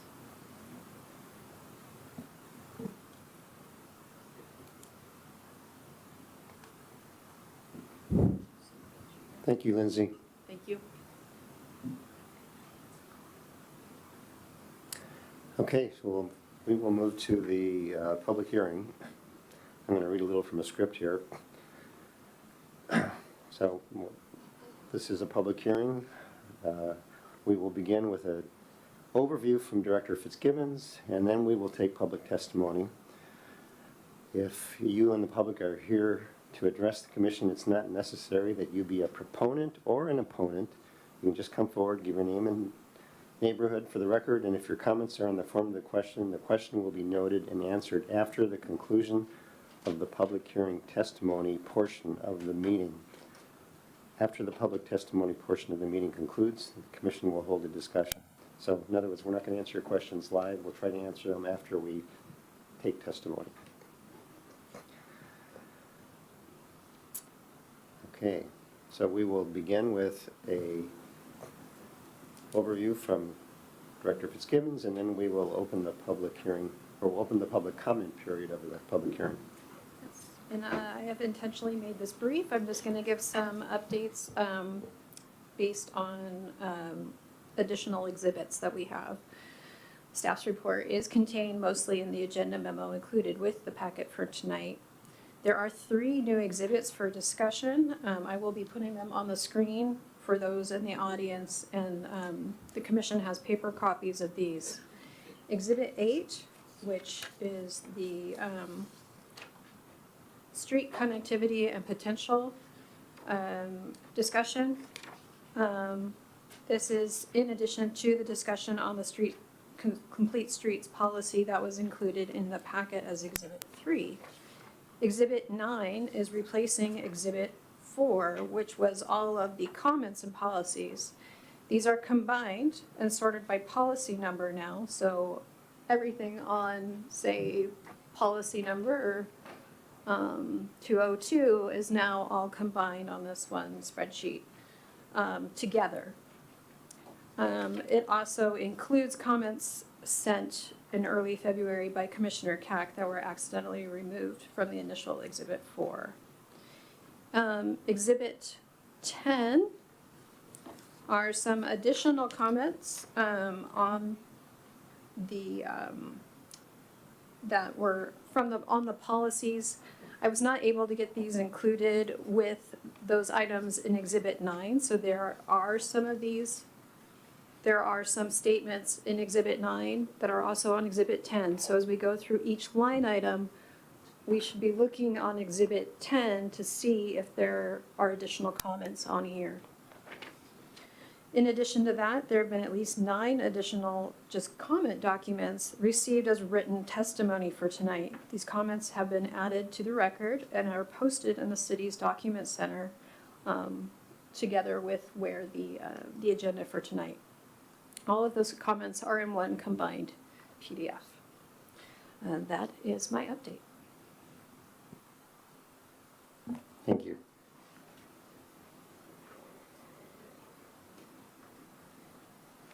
Okay, we'll open the public comment period. I have signed up for this, the following people. And if we will go in this order if you're still here. Mary Vickers, Rosalind Gunther, Michelle Vogel, Harvinder Singh, Jennifer McAleer, Debbie Webb, Stephen Imes, Donna Helmick, Allison Sweeney, Owen Culp, and Linda Thomas. So if Mary Vickers is here, would you please approach the podium? Yes, we'll stay with 3 minutes. Hi, my name is Mary Vickers, and I have been an Olympus homeowner for 9 years now. And I'm here tonight to express my strong support for the comprehensive plan as written without removing any DEI language. These are guiding principles, not rigid mandates, and they serve an important purpose in shaping our city's future.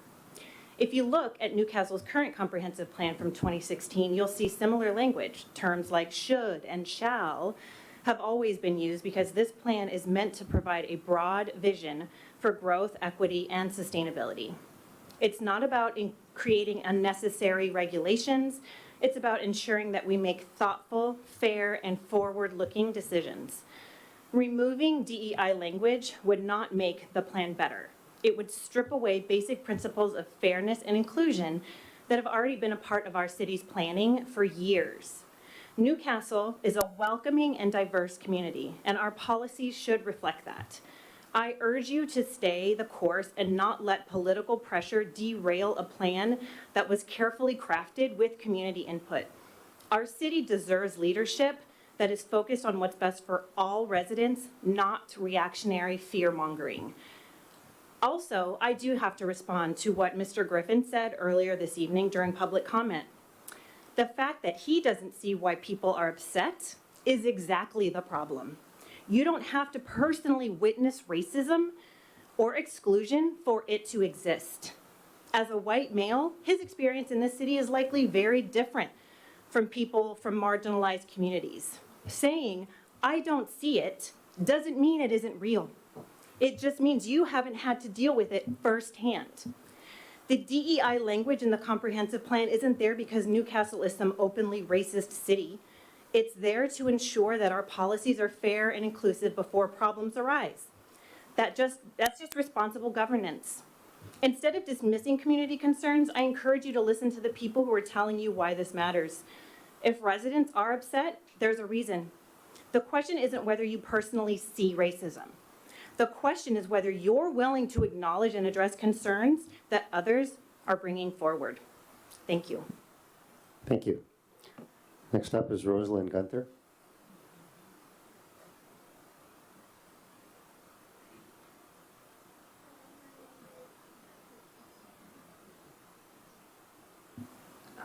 Hello, my name is Rosalind Gunther, and I'm a 12-year-old 7th grader.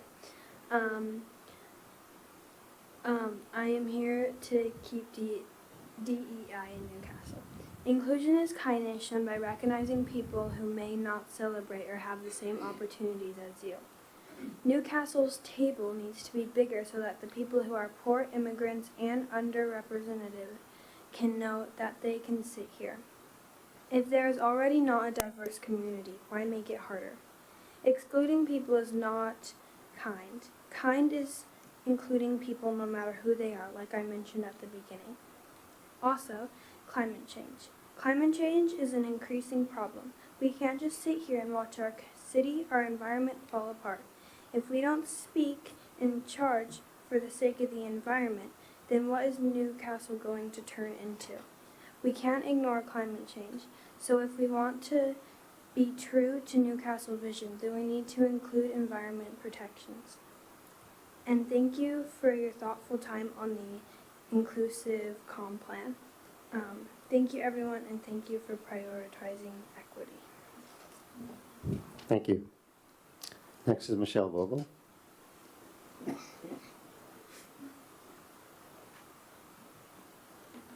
Hello again. My name is Michelle Vogel. I've been a resident of Newport Woods for 5 years. I want to thank the Commission for their work over the last 2 years and state my support for the comprehensive plan as written. The suggestions to remove many references to diversity, equity, and inclusion from the comprehensive plan are short-sighted and open the city up to future interpretations that differ from our views in present day. Our current inclusion of this language clearly defines our intentions for the future and provides a framework to support underrepresented communities in the past, the present, and the future. Per Councilmember Griffin's comment, the Council may not see highly visible acts of racism on a daily basis like in 1970s Virginia, as he mentioned in the opening comments, but codifying the language of diversity, equity, and inclusion in our plan make the statement that racism, sexism, and ageism are not tolerated in our community, now or in the future. There is minimal to no cost to our community for including this language in our plan, and it should stay in our plan. Thank you again for your time and for your work on this. Thank you. Harvinder Singh, please. Yeah, hi. So one of my biggest comments on the 2024 comprehensive plan is there's a gaping big gap between what the plan says what you're gonna do, but you don't tell how you're gonna do it and how it links with what you're requiring the small development to do. For example, you want a developer to come in and underground the overhead power and utilities. In your plan, Appendix B, you say it should be part responsibility by the utility owners and in partnership with the city. Nowhere in your comprehensive plan you have any, what neighborhoods go first, second, third, there is no schedule of anything if you ever even gonna attempt to underground the overhead utilities, but you're requiring developers to do this piecemeal underground of utilities. Secondly, I talked to Puget Sound Energy that do you have any plan of undergrounding utilities in Newcastle? They said none. So your plan does not connect with what you're requiring, and you do not show the far side or the, if you have 20 years, maybe you go 40 years, 50 years, if that's the goal, but there should be some consistency between the comprehensive plan and also the, what you're requiring the developers to do. And same thing is the connectivity for the sidewalks. Some neighborhoods, you don't show any sidewalks being constructed for the next 20 years. For example, so if I'm developing a land, I'm building a sidewalk in front of my home just because I'm required, a 100-foot section, I'll be dead before I see any rest of the sidewalk completed. So you're making me spend money that I will see no benefit of it. No resident of the neighborhood will see any benefit of it. And I don't know what the purpose of that will serve because you're not helping anybody. It's just basically a sunk cost and a pretty lack of foresight on the city's planning part. Thank you. Thank you. Jennifer McAleer.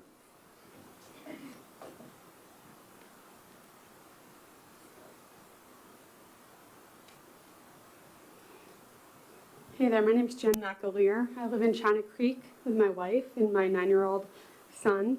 I also serve on the East Side Pride Board. I'm here tonight to talk about how disappointed I am in certain commissioners up on that dais tonight, allowing politics to impact what goes into the comprehensive plan. Our community continues to be divided in ways that make us stand out from neighboring towns and will likely take decades to truly heal from. We're better than that as a city, and I hope the actions taken by the commission reflect that. Our country has been divided by this misguided belief that it's a zero-sum game, that whatever gains are made by women, of people of color, of people with disabilities, or people who love the same gender, that those gains are made at the expense of somebody else. That one person's ability to marry somebody threatens another's marriage, or one person's ability to access housing threatens another's ability to access housing. And that's simply not true. We are one city and one nation, and these differences are what make us stronger. They should not be what destroys us.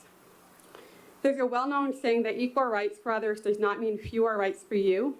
It's not pie.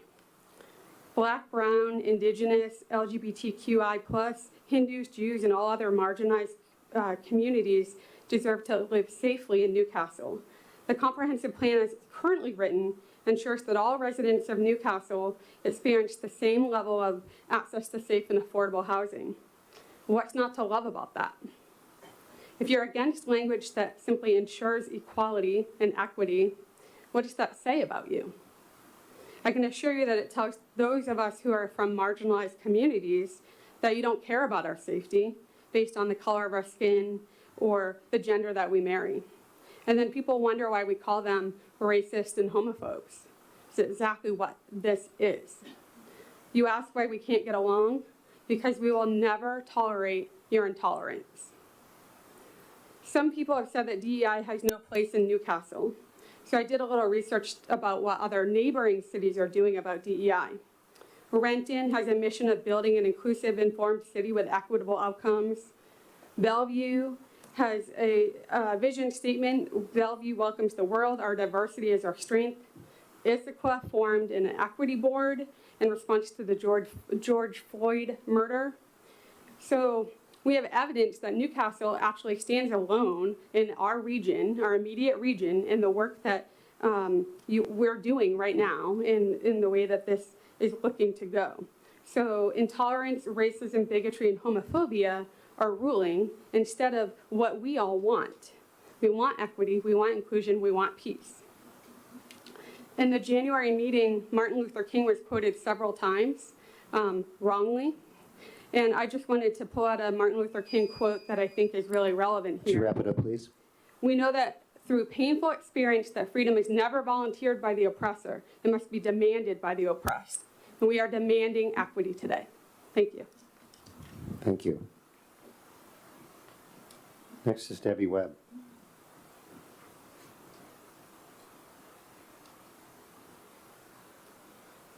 Thank you for the opportunity to present my views, and thank you for all your hard work.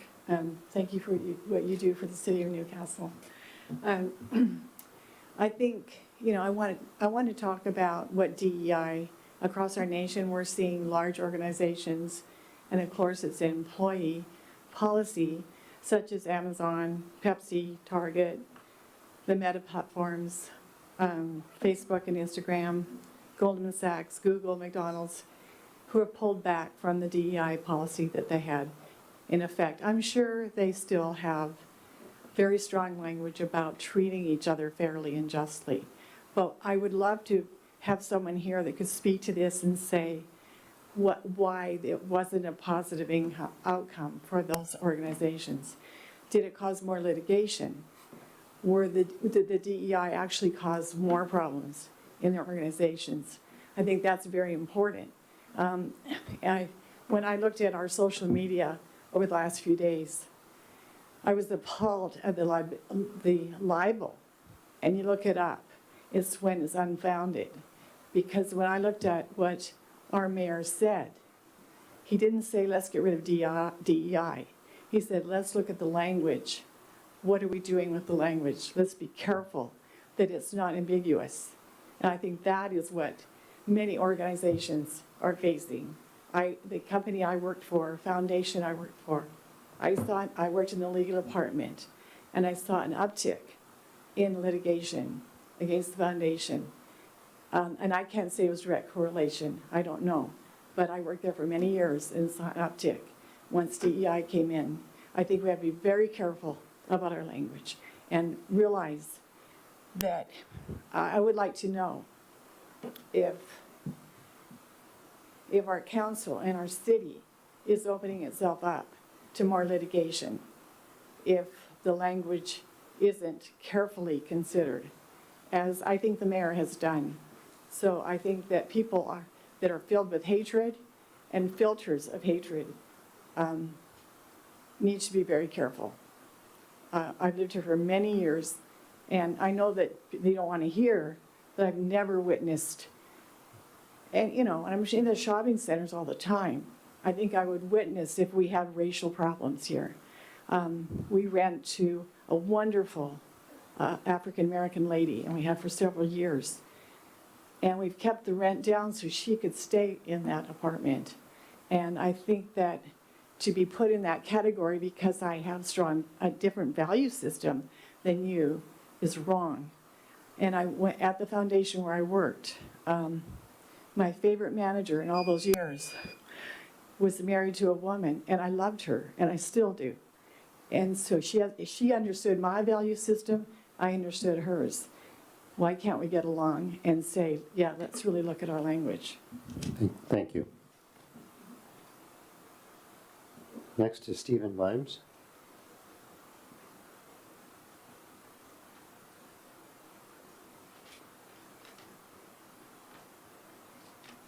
Hello, my name is Stephen Vimes, and I am a renter at the Walker's Run condominium complex. So I want to say hello to the commission. I have spoken at previous meetings and sent emails urging you to prioritize pedestrian safety and accessibility in our city, especially to those of us who live downtown. After hearing from last night's meeting, I have felt the need to speak up once again for my family and my neighbors. There seemed to be a lot of concern amongst this body about a perceived preferential treatment in the comprehensive plan based on the wording. And I have to say, I share your concerns, which is why I want to petition you and any council members in the audience to install a fire gate on the through streets of my neighborhood to help keep my son and my neighbor's kids safe from high-speed traffic. Now, for a few of those who don't know where the Walker's Run condominium complex is, it is between Coal Creek Parkway, Newcastle Golf Club Road, and Newcastle Way.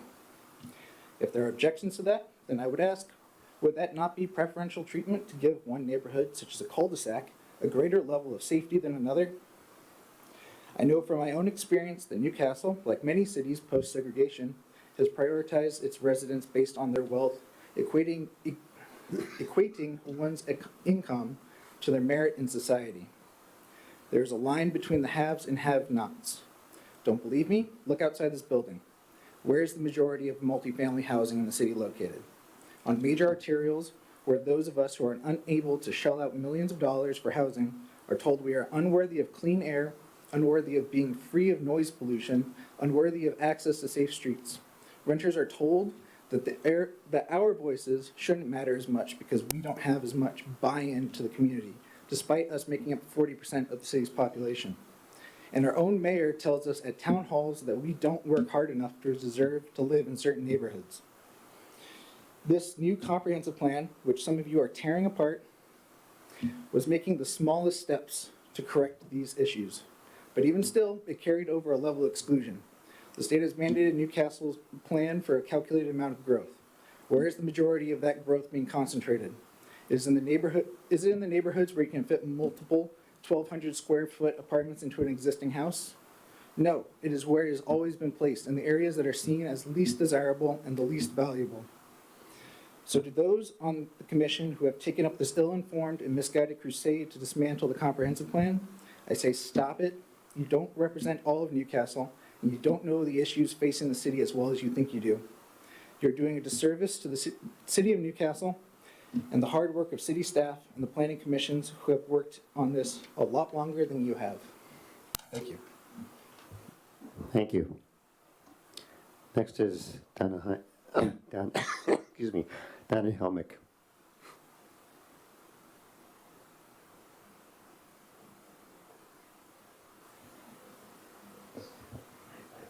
I answered to just about anything.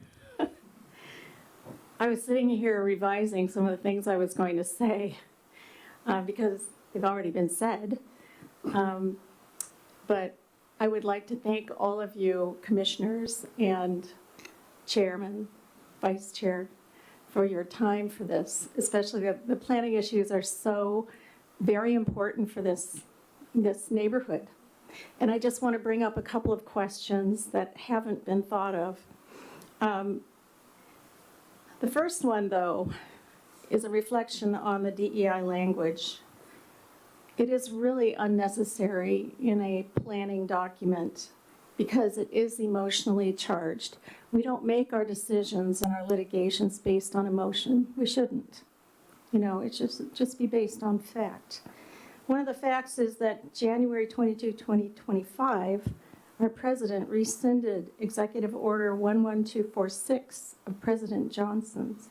It was in 1965, and it had to do with these DEI issues, along with other executive orders. Also, the Supreme Court has addressed this issue in Students for Fair Admissions versus Harvard. And so these are issues that really shouldn't even need to be discussed.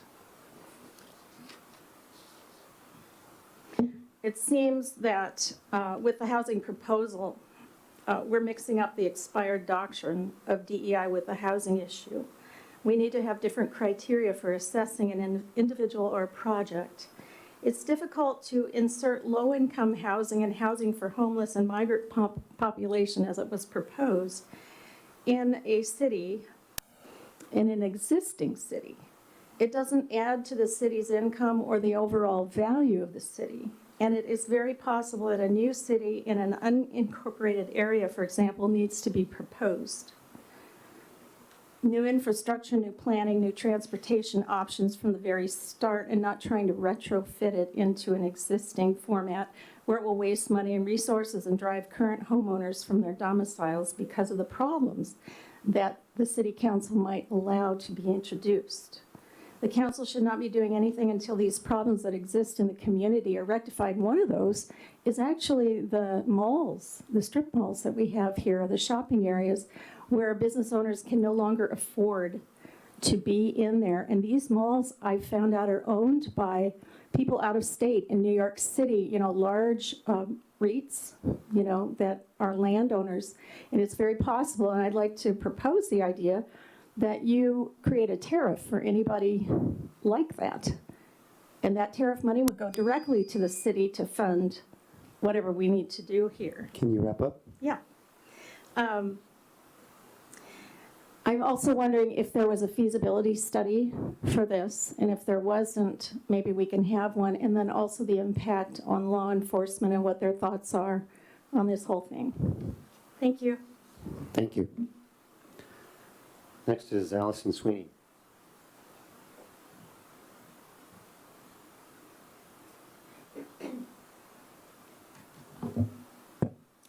My name's Allison Sweeney. I have been a resident here in Newcastle since 2006, and my husband and I are small business owner, local business owners. I wanted to say thank you to Tom Griffin for getting me out of my chair tonight. I wasn't sure I was going to speak, but your comment about not knowing or personally experiencing racism in Newcastle made that decision very easy for me. As a local business owner, I worry about people's perception of Newcastle. You know what they say about perception, it's their reality. Some see Newcastle as not LGBTQ plus friendly. We saw comments online last summer about not coming to Newcastle and do not shop and dine here. Their perception was their reality. Some people saw a terrible tragedy unfold on the news last spring when a member of our safety committee, appointed by our mayor, made a tragic choice. People now question the leadership of our city and the idea of a safety committee. Their perception is their reality. Now we have city leadership, religious leaders, and community members asking for DEI to be removed from the comp plan without specific language or understanding of it. Newcastle is on the brink of having our commitment to diversity, equity, and inclusion be in question. That is the new perception and someone's reality. As a business owner, I can tell you many of the workers, the hourly workers who work here in Newcastle, do not live here. They travel here. And what Newcastle's perception now is that we are anti-LGBTQ+, we are not a safe town, and best of luck working here if you fall in any one of those marginalized communities. True story.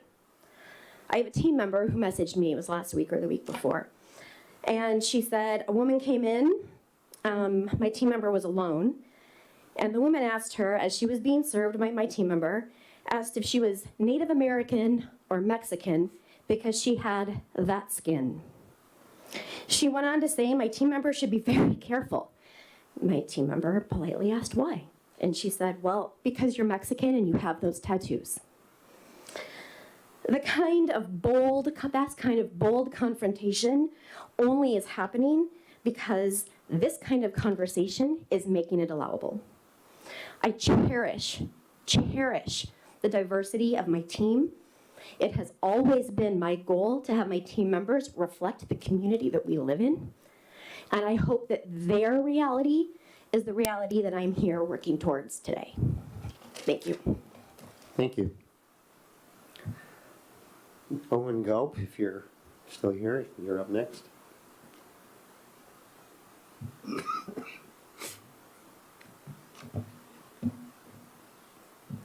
Hello, commissioners, Newcastle citizens. My name is Owen Galpe. I live off of May Creek Park Drive.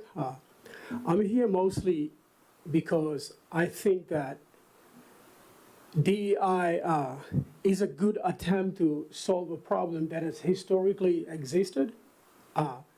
But by assuming that there is, when you look at DEI, it's diversity, equity, and inclusion. And right off the bat, when we make an assumption that there is a problem and try to bring a solution, it imposes upon the general citizen that a problem is there without really knowing if there's a problem there. I come from a country that, in my country, it is very, very diverse. We have about over 800 different languages and many tribal groups. And I've heard it said here many times, and diversity is one of our strengths, we've heard. But I would say diversity actually isn't necessarily our strength. It's diversity with equality under the law would be our strength.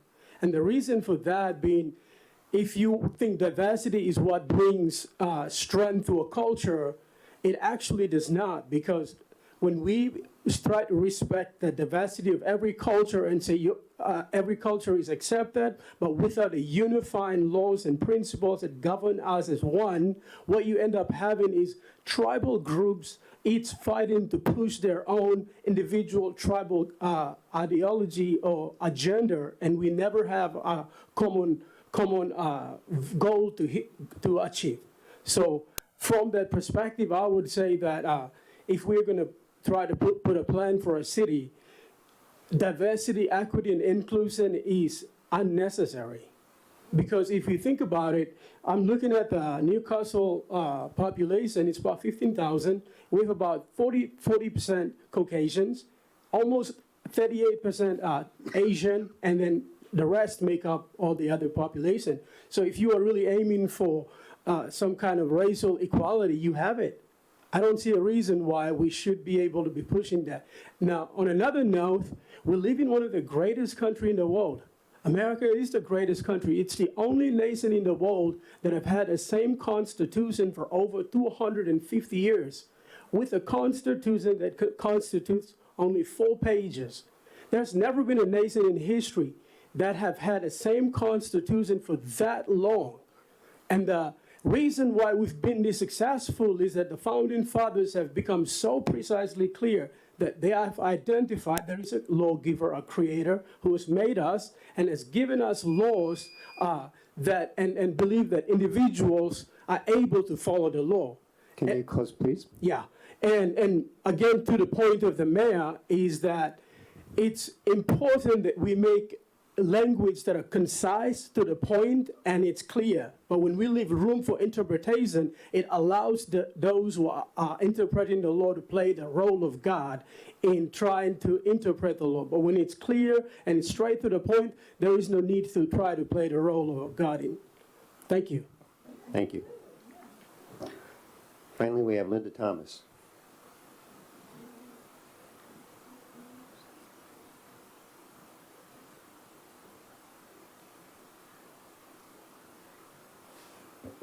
Good evening, Planning Commission.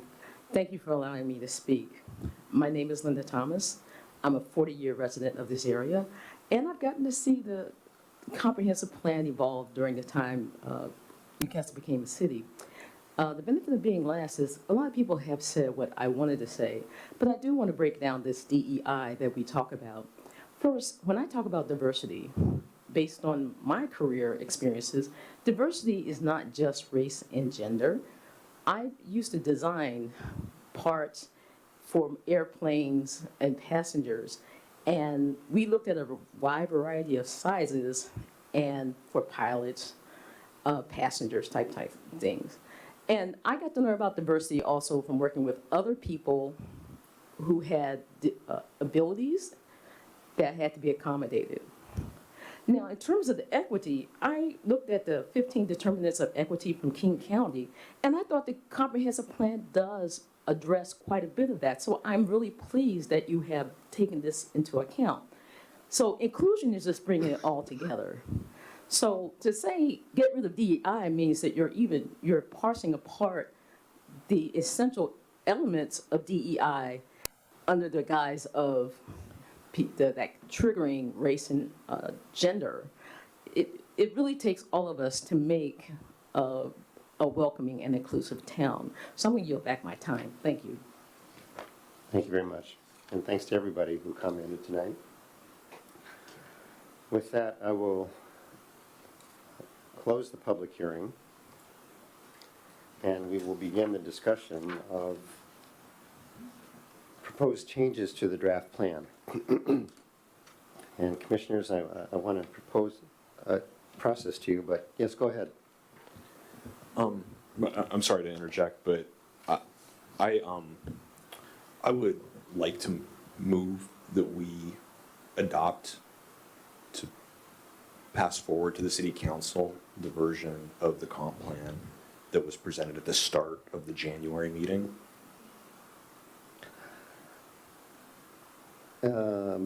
Okay, that is,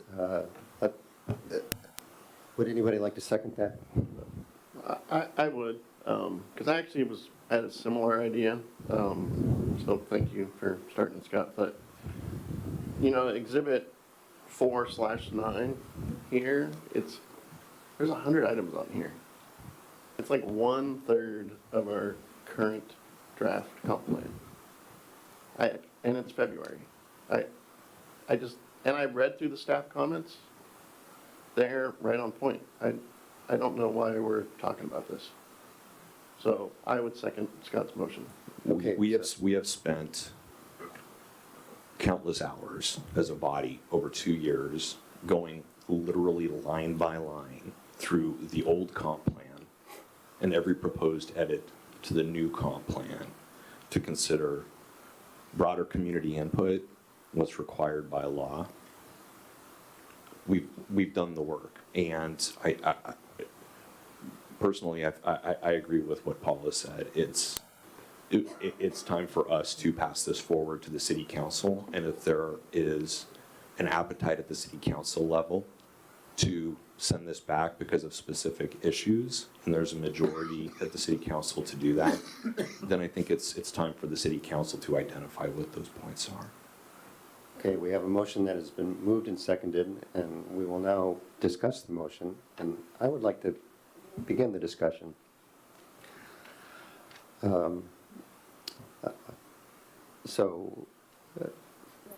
First, I'd like to point out that if we were to vote on this motion and it were to pass, then all of the concerns that were raised by commission members that don't share the view that the existing comp plan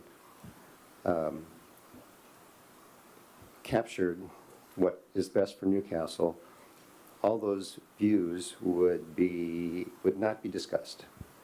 So let me talk for a bit here. They would not be discussed.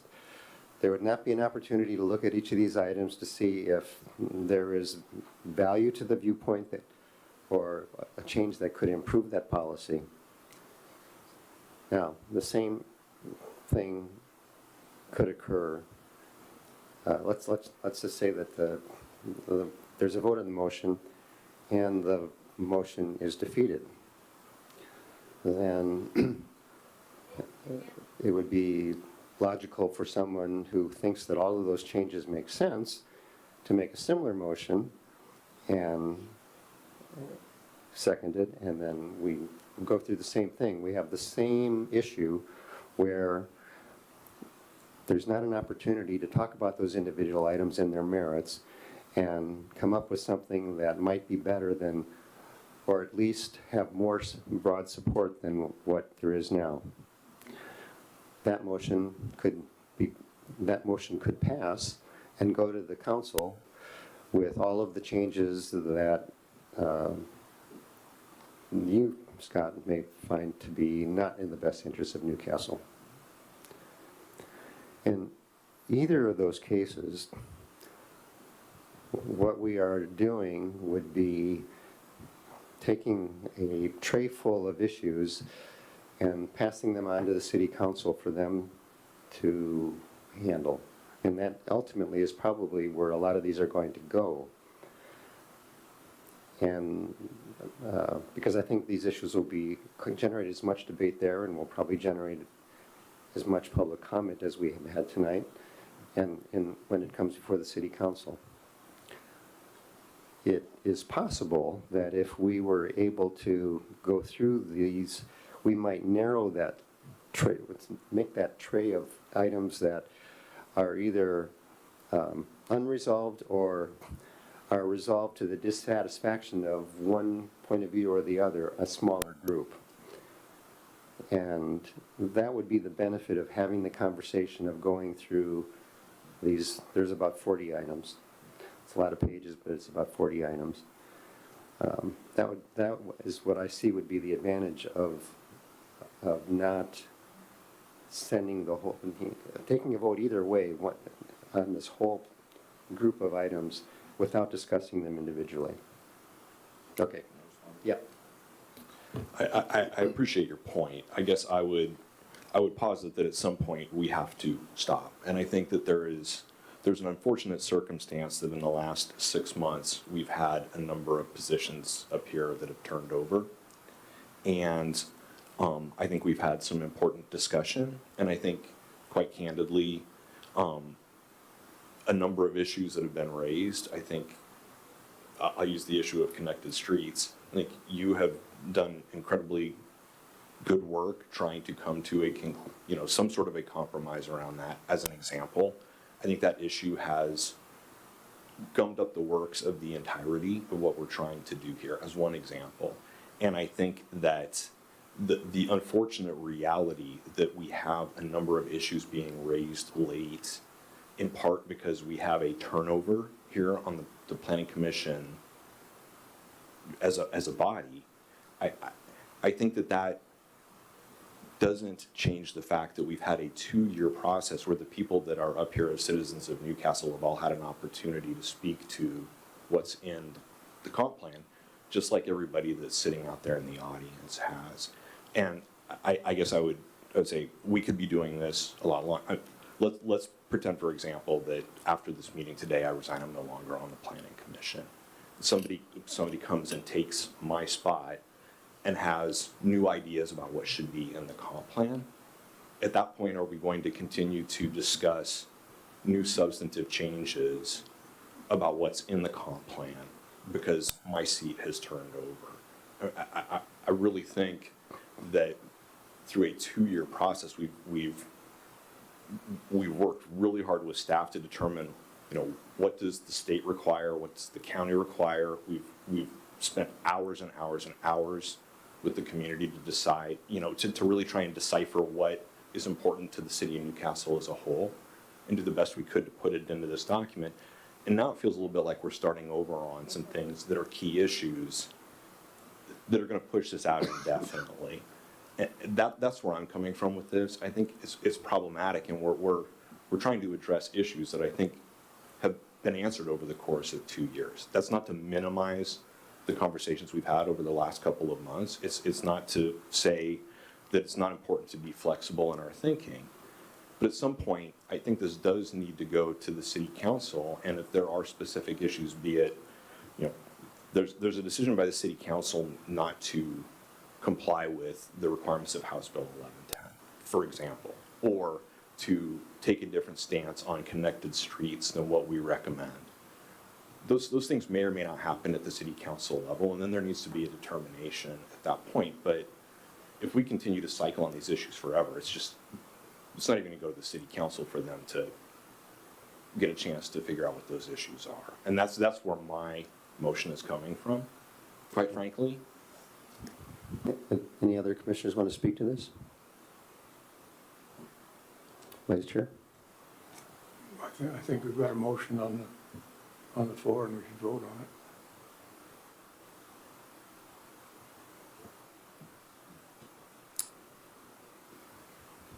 One other comment, since I seconded. In the 10 people that spoke today, quite a few of them said, as written, like they're for the comp plan as it is. So, throwing that out there.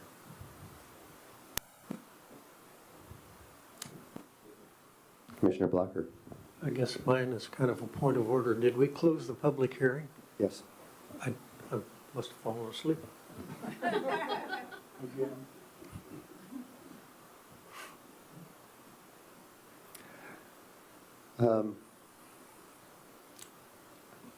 I would like to propose that we take a brief recess before we vote on this so that we can take a bathroom break.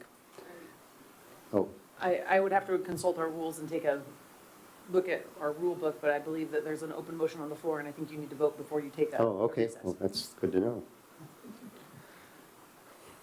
All right, then. So would you restate the motion, Morris?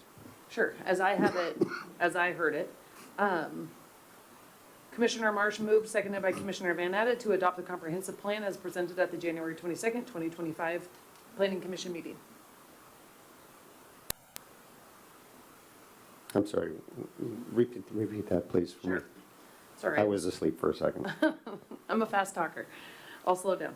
The motion I have as written is Commissioner Marsh moved, seconded by Commissioner Van Natta, to adopt the comprehensive plan as presented at the January 22nd, 2025 Planning Commission meeting. And just to make sure that I'm understanding that would be the January 16th draft that was provided in hard copy to commissioners. Okay. That was the intent of the motion. All right, well, let's have a roll call vote. I'll call the roll. I'll start with how I called the roll in the beginning of the meeting. So Commissioner Marsh, I vote in favor. Commissioner Gack, I oppose. Commissioner Lowe, I vote against. Commissioner Van Natta, I vote in favor. Commissioner Blocker, Oppose. Vice Chair Troutman, Oppose. and Chair Gadzik. In favor. All right, so we have a 4-3 with it failing.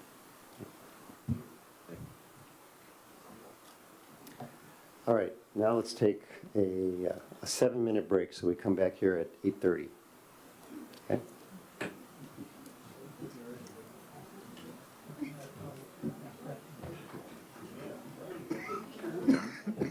We all know where we all stand.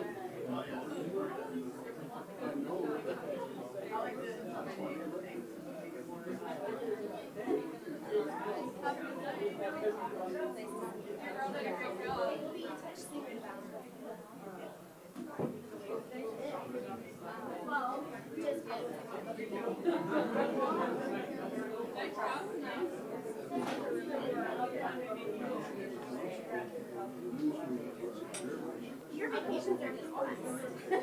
You guys take the best. Yes, lucky girl, lucky girl. I have too many kids. That's all right. That's all right. Our vacations are soccer trips and North Carolina. But that's all right. You guys have done a great job tonight.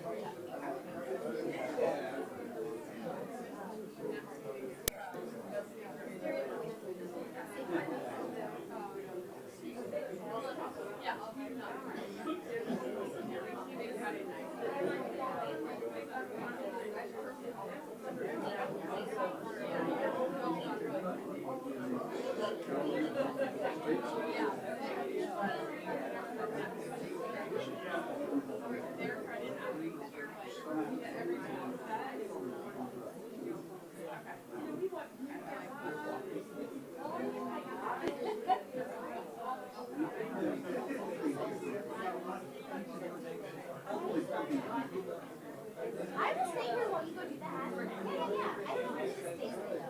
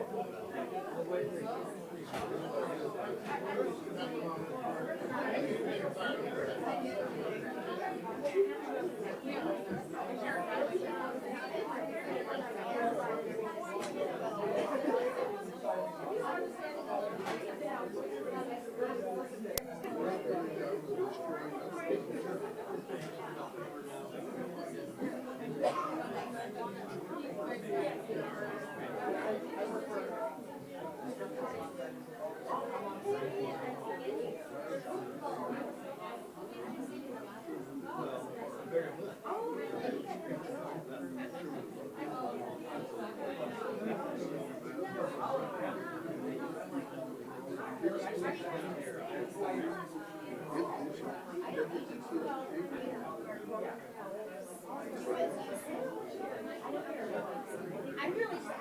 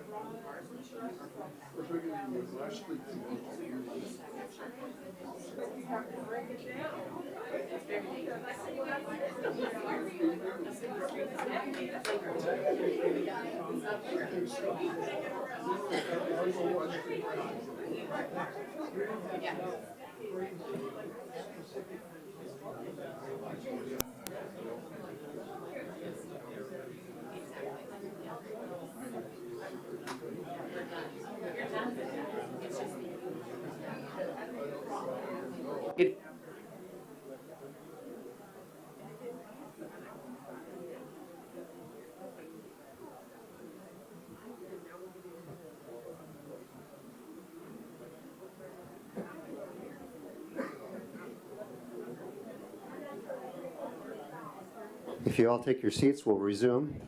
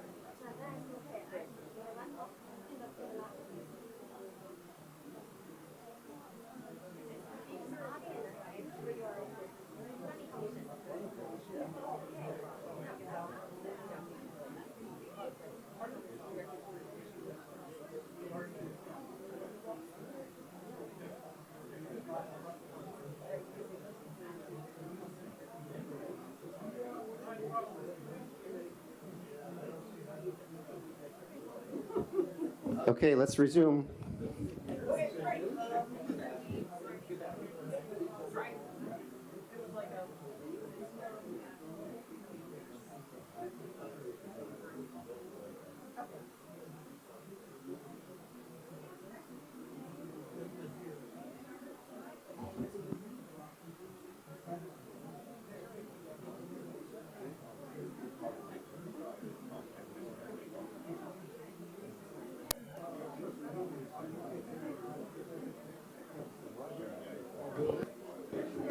Can we start the meeting now, please? Can everybody take their seats? Please take Yes. your seats. Or stand and talk outside the council chambers, please. Okay, we're going to begin, as I mentioned, reviewing the items. We will start with connected streets, but before I do that, I want to make sure there are no other motions that are going to be offered at this point. I'd like to make a motion, please. And I'd like to speak to it after I make the motion. So you can make the motion, it'll be second to it, and then you can speak to it. I understand. I move that we pass the draft plan along to the council with the revisions and suggestions that are in the exhibits that were included in the agenda package. Do we have a second? I would second that. Okay, discussion? Vice Chair? I respect all the time that the council, commission has put into this. If you remember, I sat out there in that chair for 2 years with you. I came on the journey with you. So I fully respect all the time that you put in it. I thought that it was very appropriate that Mr. Jacobs read our vision statement to open the public comment. And I think that Newcastle is everything that what was said in that vision statement, tolerant and so forth.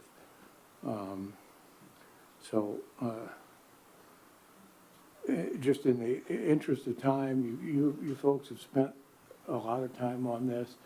I think that the core of what you've done can go through, and it'll be up to the council now to decide if they want to make any more changes. But we could debate this on and on and on. And as Commissioner Marsh said, you know, the next guy who pops in line could you know, start the process all over again. You guys have worked on it for 3 years. It's time to move it on and let the council take a shot at it. So that's my motivation in the just from a time-saving practicality standpoint. Other commissioners wish to comment? I guess to address the motion on the floor, I would like better clarity as to what specific edits we would be making and what exactly the changes to the comp plan as it is, what the proposed adopted language is without commentary, so that we can understand if, you know, there are specific standards that are being proposed or legal requirements that are being established here. I want to make sure I'm tracking to the specific changes that are on the table to be considered. And are we, if there are things that we agree, well, and maybe this isn't a point of order, but if there are portions that are agreeable and portions that are not, how are we going to address that, since the motion on the floor is for the entirety of the edits prior to discussion? So first up, my understanding is it would be Exhibits 8 and Exhibits 10. Is that correct, Commissioner Troutman? Excuse me, 8, probably 9 and 10. Yes, 8, 9, and 10. Okay. And the same stipulation as Commissioner Marsh's motion before. There wasn't much discussion on that. I guess I would differentiate my motion before from a copy of the version of the plan that had been vetted with, and all the red lines had been gone through line by line, compared to a packet of edits here, some of which may or may not be acceptable. So, I mean, I have some concerns about the idea of doing this lock, stock, and barrel without going through them one by one. And so, procedurally, I guess it would be a motion to amend the motion, and that could be done an infinite number of times. All right, you lost me. We vote on. So if somebody would move to amend the motion to whatever they want it to be amended to, If that is seconded, then there would be a vote on the motion to amend, and that would either pass or fail. And then from there, we would move forward and people can attempt to amend the amended motion and second that. I guess as part of the discussion, I'd like to go through the points so it's clear to me from what's here, what we're actually intending to change and what we're not. Because there are, 40 points here that we're talking about edits to without discussion. I think even if it's going to be one motion, I think it would be irresponsible not to go through and talk about what each of the proposed edits are, given that that's been our process with every other edit that we've made to date. There's a motion on the floor right now. And there's discussion for a motion, right? You get to have discussion once a motion is made.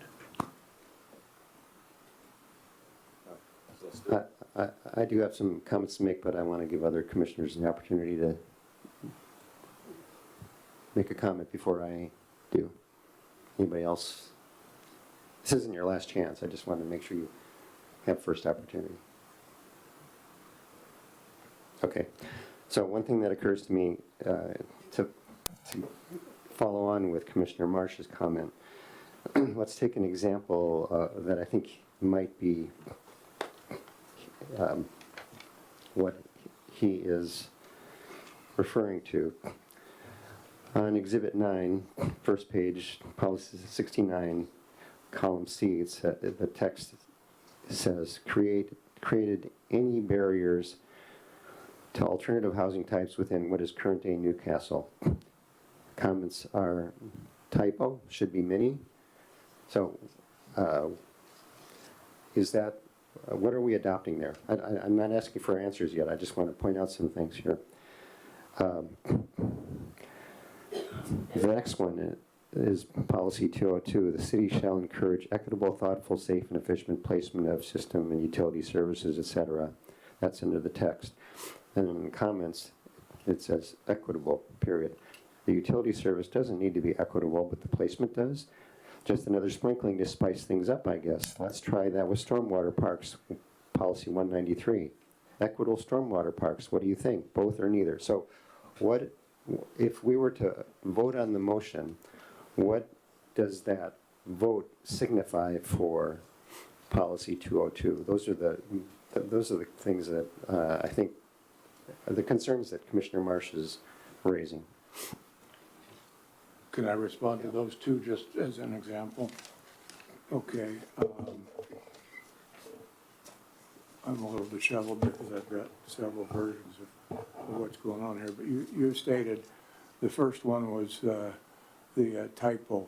All that was in fact a typo that said any, and I thought that it should say many. I was just calling out a typographical error, and Aaron fixed it and said and made that typo correction in that case.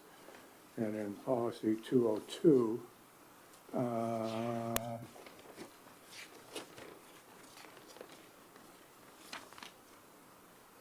Policy 202, the suggested edit would be to remove the word equitable, because the city shall encourage thoughtful, safe, and efficient placement of system and utility services through means such as undergrounding, co-location, current installations, when practical. We don't need to put equitable in there. It's assumed, you know, Okay, on which exhibit does it say that the suggested edit is to take out equitable? Pardon me? Sorry, the row 5, right? I mean, there's a 202. There are two 202 here. The second one said the suggested edit. Oh, okay, I'm sorry. I didn't see that. Thank you, Mayor. Okay. So I guess the question is, is it clear, maybe this is a question for staff, either for any of the staff present. If we vote on this motion and it passes, is there clear enough guidance here for the staff to give the city council a document that will not tie them up in knots just trying to figure out what it says? I think there are going to be points where it's ambiguous.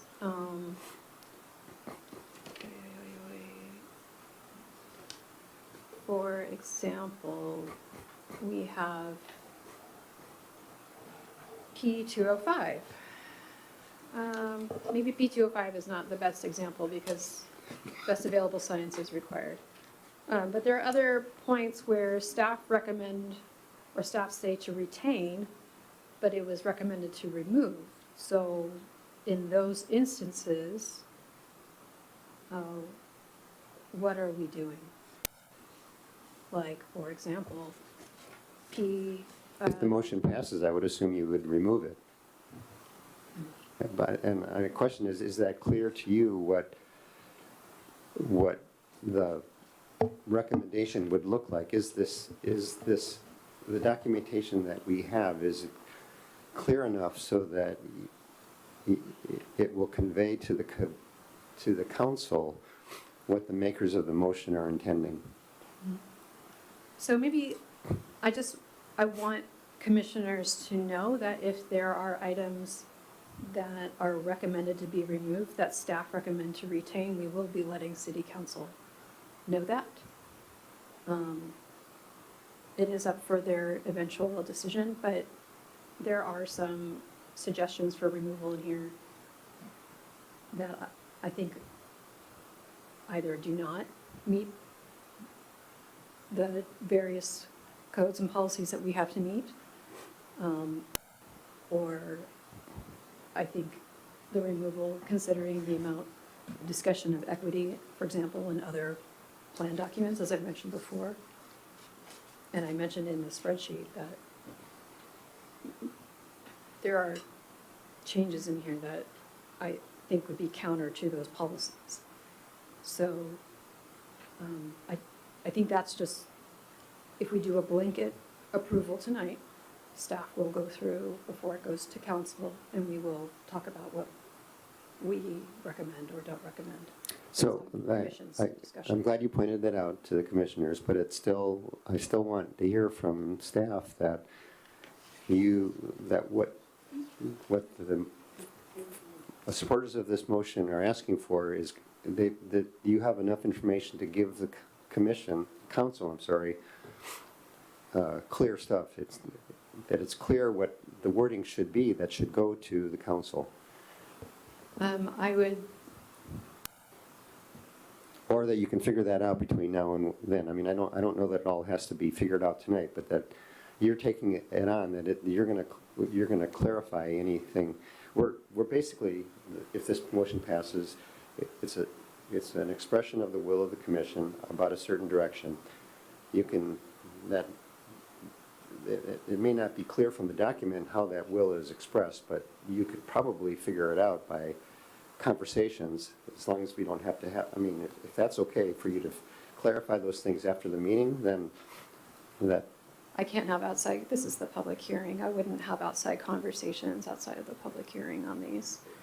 What I would do is make an interpretation based on what's said. It says here, S26, edit or remove, staff say vulnerable communities would be those that are easily affected by an emergency such as fire or mudslide. And it talks to RCW 3678070. If it's not clear, I would leave in staff's comment.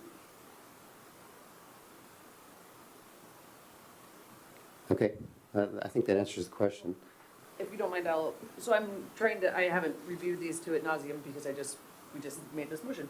But on Exhibit 10, they have some red lines. Has anyone, I don't know who created Exhibit 10 and who created Exhibit 9, but are these two, the proposed red lines or red strike-throughs, are these the same between 8 and 9? Or I'm just trying to find, like, I'm on S26, and I'm looking to see.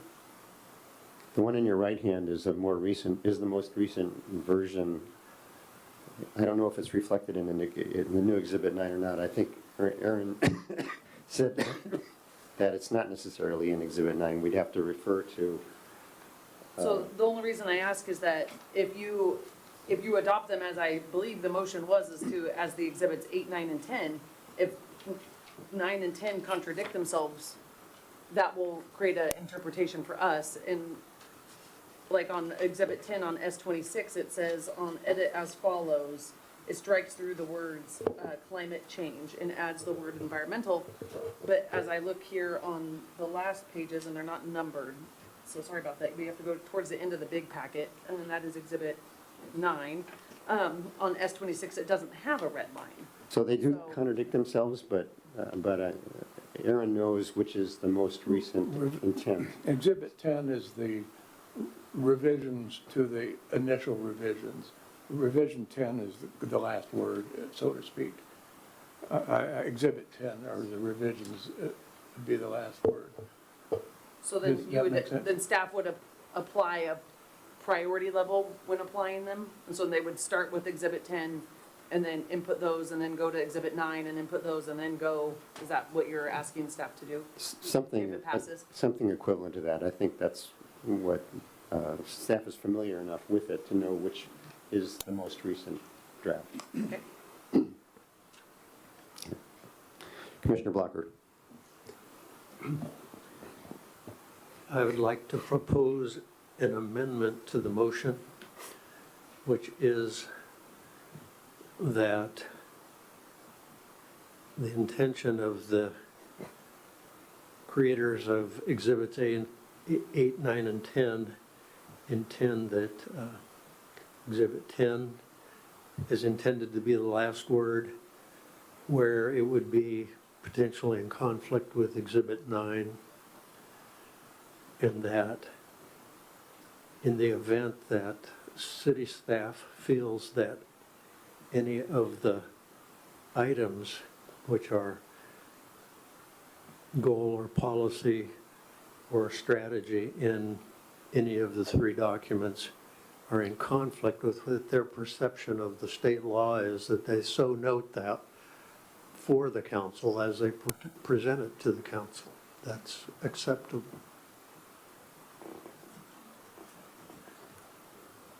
Second. Discussion. Why are we proposing something to go to city council if we have good reason to believe that it's not compliant with applicable law? I mean, we are stewards of public resources as members of this commission, and frankly, it's irresponsible to be suggesting, and I realize that the vote may carry on this, but I want to be on the record. I think it is irresponsible if we are putting forward policies here that we have reason to believe are going to be in violation of what the county or the state require of us. Let's not forget that this is a state requirement that we do this exercise. So let's not get confused by this idea of, the county shouldn't be telling us or the state shouldn't be telling us what to do here. Look, if people want to cheat on their taxes at home or drive without a driver's license, or they run a business and they don't want to pay minimum wage, they're doing that at their own risk. But we have a different level of responsibility here to the city of Newcastle, because we're putting everybody's resources at risk if we put something in place that is going to create ambiguity, it's going to foster lawsuits, it's going to create confusion with developers, it's going to get tied up in litigation. And we don't, as I'm hearing the discussion here, I don't even understand that the folks who are advancing, the members of the commission who are proposing these changes can say that these are going to be compliant with law. I'm confused as to why we are advancing something that we know better. We should know better. Commissioner Van Atta and then Vice Chair Troutman. So, I've been on this commission for quite a few years. If this motion passes, we have never done this. We have never sent, however you want to count, 40 items or 100 items up that haven't been vetted. I mean, it's our job to go through each one of these now and vet them and decide that the red line stays and the red line goes or whatever happens. This is basically one guy, sorry, Len. He spent a lot of time on this, but it'd be one guy's 40 things going to the city council. And nobody's said yea or nay on the commission, other than we made a motion. Vice Chair Trauman. Thank you, Commissioner Van Atta. It's not one guy. I've had meetings with countless members of the community, business owners, basically anybody that have the time of day. I went to all the open houses that the commission put on and talked to people. I mean, I was at your penny polls down at the, whatever the event was downtown in the Commons. I've been on for the ride, and it's not just me. I'm gonna take the heat for it, but I'm not just, unilaterally doing this. I'm representing a lot of people, and a lot of people are counting on me. So that's why I'm doing this. I'd like to read a comment that City Manager Pingle made at the last City Council meeting.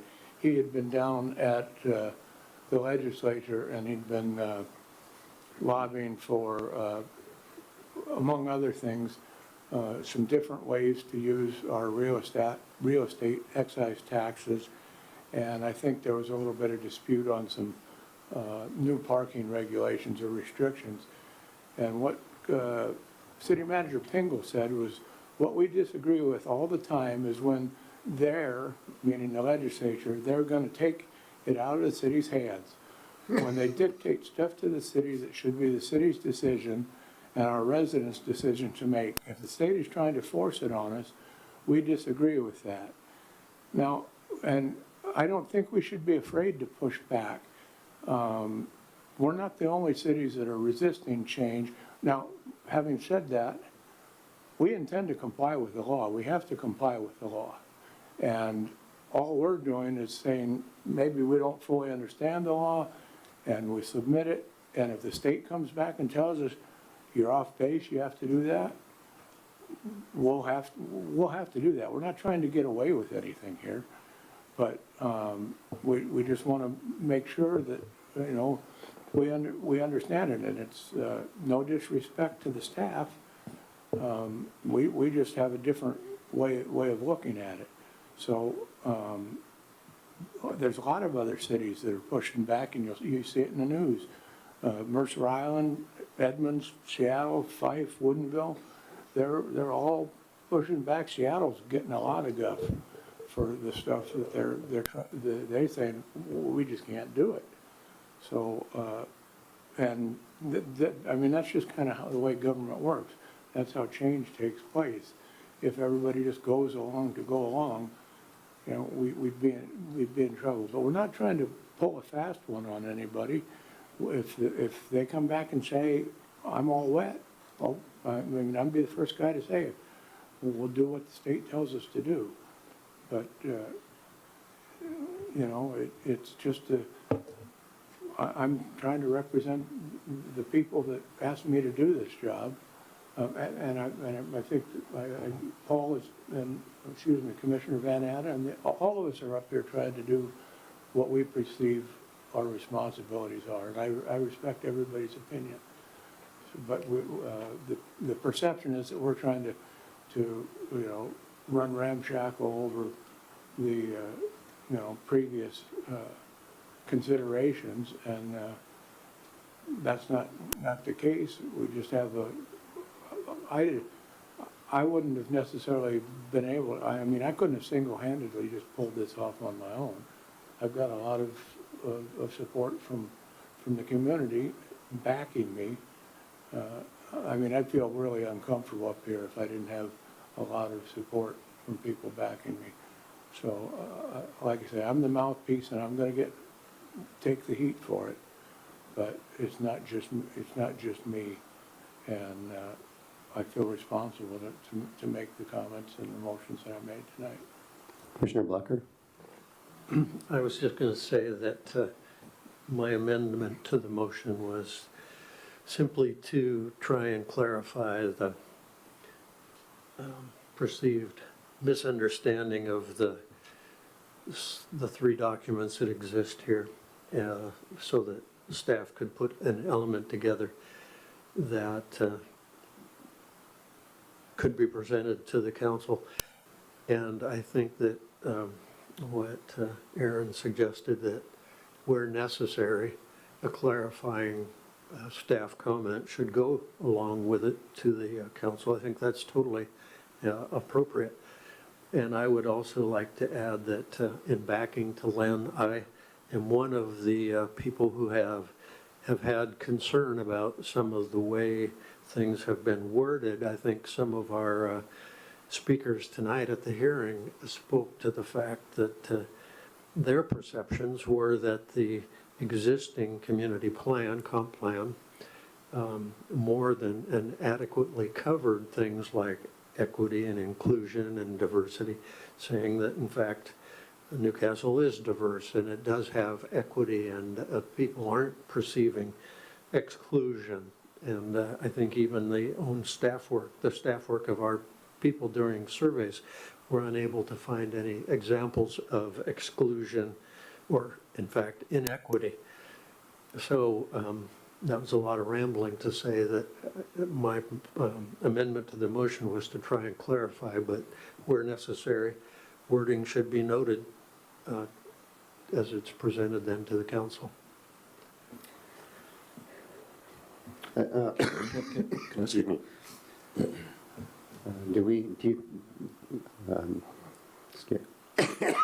Pardon me, this cough has come up tonight. A question for you, Jane. Do you have the amendment to the motion? Do you think you have a clear understanding of what that is? Maybe. Take a shot at what I thought I heard. Commissioner Blocker moved, seconded by Vice Chair Troutman, to adopt the comprehensive plan as presented at the January 22nd, 2025 Planning Commission meeting with Exhibits 8, 9, and 10. Further directs staff to apply Exhibits 10 with first priority and then Exhibit 9 with second priority. Lastly, city staff should notify council of any portions that may conflict with state laws. Does that sound right to you, Commissioner Blocker? The last part about not in compliance with state laws, I don't think we're saying that. I think we're saying that well, I guess it does. If the staff's perception is that these wordings don't comply, then that, yeah, I agree. Okay. Further discussion, Commissioner Marsh. Yeah, I'm concerned that it puts the staff in a position of doing what our job is, which is to determine what should be recommended to the city council. And that's what we're here for. With the staff's insight and input, but what we're effectively doing is we're saying, here, take this, and if you don't think that this complies with law, you let the city council know. Our purpose for being here is to do exactly what this motion suggests that staff should do. So I have a real concern about that. I also just, more tactically, I'm looking at Exhibit 8, and I would be interested in having somebody explain to me what is drafted here that would be included in the comp plan and what is drafted here that's intended as an explanatory note. I'm unclear here, and I guess I'm concerned about if all of this is intended to create standards for what would be included. I guess I'm looking at specifically Policy 57, where it says 2 or more potentially affected homeowners, if they reach out to the city council, that could create a standard where you have residents who are telling their neighbors what they can and can't do with their land. I think that that's not something that's allowable. I mean, again, I've got real concerns about not going through this and vetting this as a commission, as is our job, and just asking the council to take this and clean it up and do something with it. It's not what we're here for. Yeah, I have the exact same concerns. It's our job to go through every proposed item and vet it. And if we need to, we vote on each one individually. Because, yeah, what is this whole thing going in the comp plan? And then the highlighted bit, I mean, I don't know.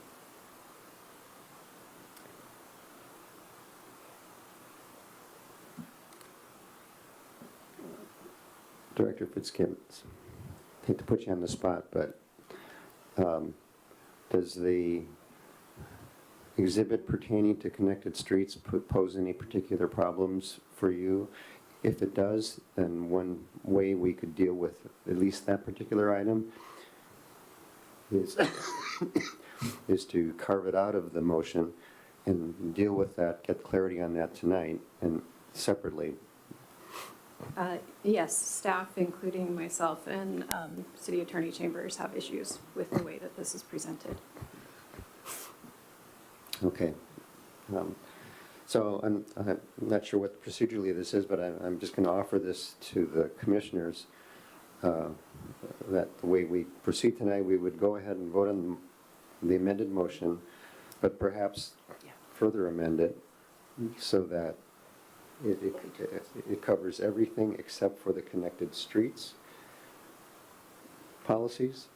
And then we would talk about that separately, where we would get clarity about this exhibit that was just held up, and also about how it relates to the policies in the comp plan itself that they're being replaced. For example, there is one policy that under the proposal it would be deleted that says the city should avoid designing streets that encourage cut-through traffic. I think that was a mistake. I think that was not the intent of whoever proposed that. It was not to eliminate a policy in the comp plan that was to discourage the very problem that connected streets causes. So I'm thinking that that particular area might need some extra attention, at least that particular area, if not. I mean, I'm sympathetic to the arguments of Commissioners Van Anna and Marsh about not going through this line by line, but I don't think that we're going to get anywhere with that tonight. So before I even consider an amendment, would anyone like to respond to the idea of doing a carve-out for the connected streets? We already have an amendment that hasn't been voted on yet. I know. I'm not asking for I'm not going to make an emotion. I'm just wondering if you feel there's a need, you meaning the people other than Paul and Scott, to clarify, or if there's support, I should say, to clarify the connected streets recommendation.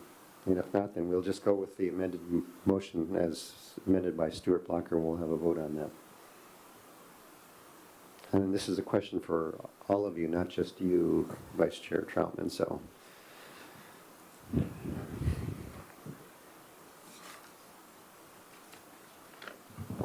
And we're leaving it to staff to make the determination whether something is compliant with law or not? Yeah. On the rest of it? Okay, thank you for the clarification. The policy that it's a strategy actually, it's strategy 65. It says new residential streets should be designed to discourage regional cut-through traffic.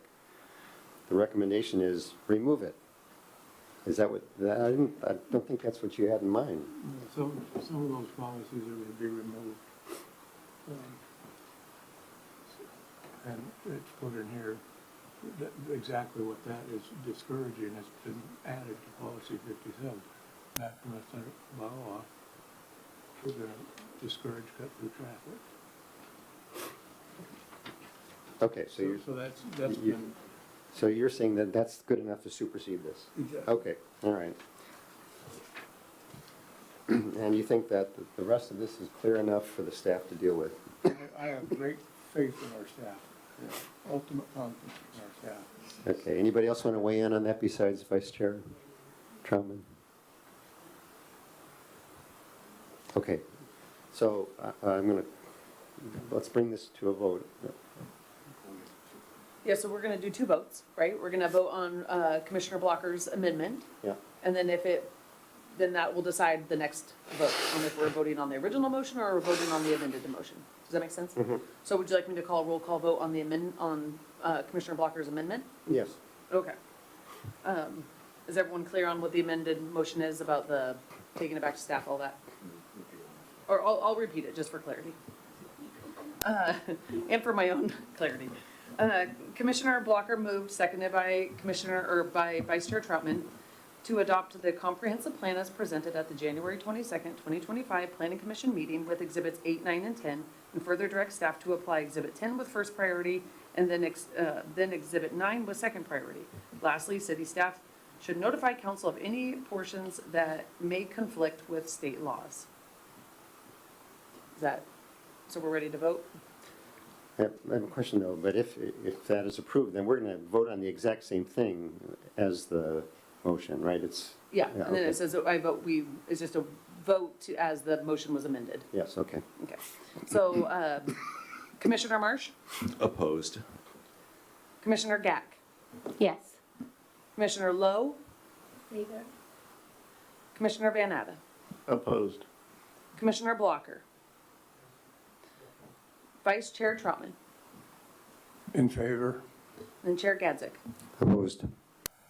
Okay, so it passes 4-3.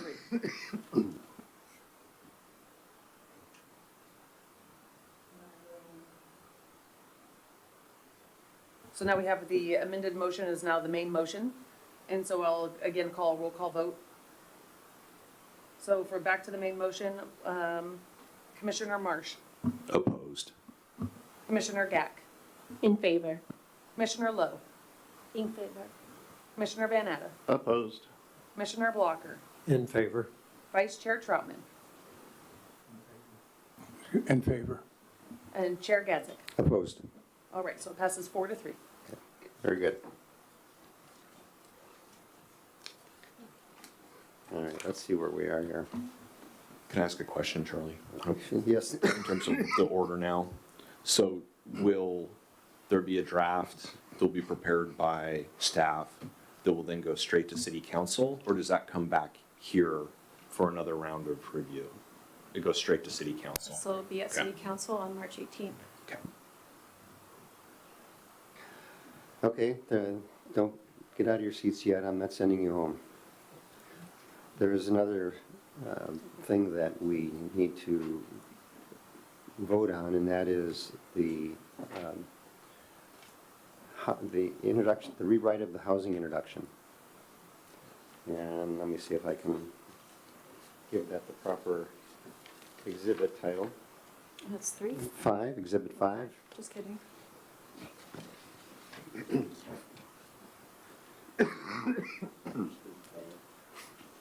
It's on your screens too.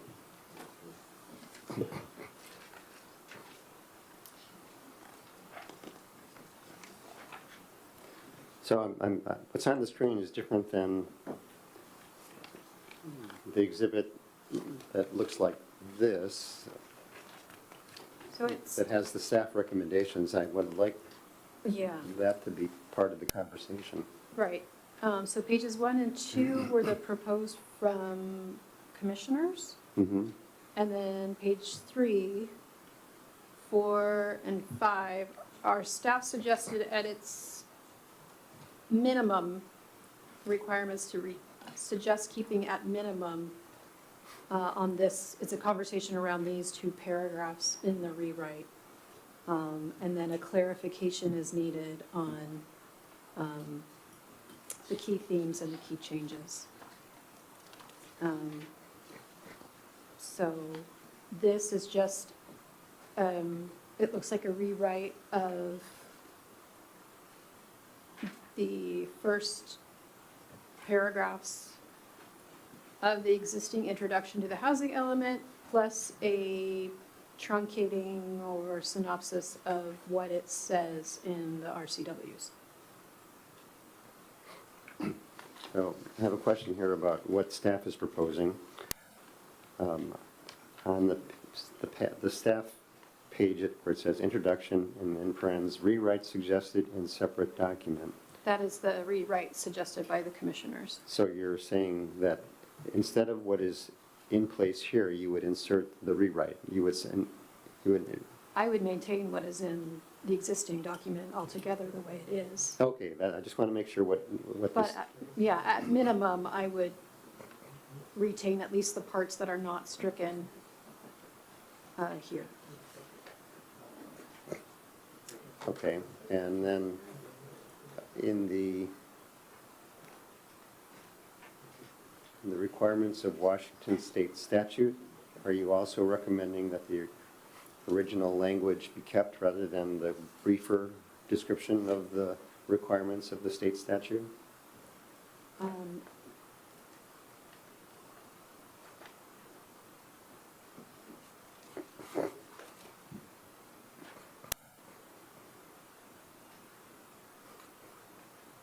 As, this may show my technocratic side, but I would maintain the original language of the RCWs personally. So essentially, the staff proposal is to maintain the original language except for shortening that section about Appendix A. Staff's proposal is to retain it as is. If the commission so desires to truncate it as it has been shown in these first two pages, staff would suggest at minimum on this third paragraph, keeping the language which directs readers to Appendix A for things that are required in the document. Okay, so let me restate it. On that first page, keep the document as originally written except for I think it's third paragraph, where if we're going to make any changes, at least keep the portion that is still there, that is not stricken in red.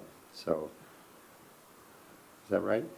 I mean, you'd rather have the whole paragraph, but at least keep the part that is not stricken? Correct. Okay. We would keep everything, pretty much everything else, so if I understand you right. Well, it was staff's assumption that the commission would be looking at this rewrite. And so staff, I did not go through this introduction, these first three paragraphs to reduce their statement at all. I just noticed what was left out, which was this bottom paragraph, and the document needs the direction of going to Appendix A. The Is that clear?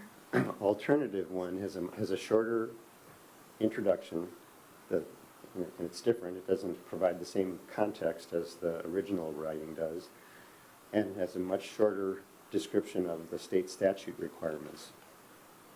That's just the essence, and it doesn't include any of the reference to Appendix A. Right.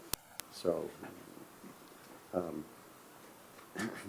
so we have two versions here, and I guess the first thing I want to ask the commissioners is, do you understand what the two versions are now? There is I mean, it's easy to see what the rewrite was. It's short and clear. It's all in black ink. It's the last page of this handout. And then the staff version is pretty much the original rewrite, but it does make a concession to eliminating some of the reference to Appendix A.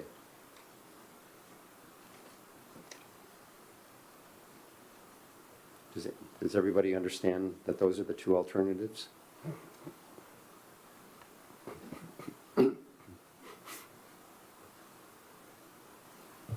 Can you say that one more time? Sorry. We have two alternatives, and I just want to make sure you know what the differences are. The first alternative is it's the last page of this handout. It's all in black ink, it's short, and basically it eliminates any reference to Appendix A. It's got a much shorter, three shorter introductory paragraphs, and a much shorter recap of the Washington law requirements for housing. The other version is in color, and it's mostly the original plan as written, but there is some language in the paragraph about Appendix A that is now shorter, but still makes a reference to Appendix A. Sorry, I need to interrupt. Attorney Chambers just pointed out to me that we've already recommended the comp plan as is with these changes to City Council. So there's no further edit required or from the Planning Commission. So when we say these changes, we were talking about these exhibits. I don't know that we were talking about a change to the... Well, That's included in here. It's one of the elements in the It's, I mean, my understanding of what has occurred is the comp plan has been recommended to city council with the changes that were in exhibits 8, 9, and 10. right. And so the rest of the comp plan as presented remains the same. And then staff will make the changes in exhibits 8, 9, and 10. But I believe that we're discussing in exhibit 5. And if that's the case, And then. that's not, that's over. Yeah. Yeah, Yeah, so without that. If that's the case, then the text in the housing element would be the original text, not the part that was proposed. Okay, thanks for that clarification. So I withdraw my pitch to you that we have to vote on that. I'm not making that pitch. Never heard it. Okay. Now you can go home.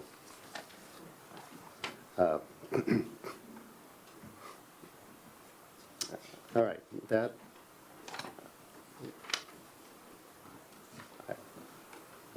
I think we're done with that element.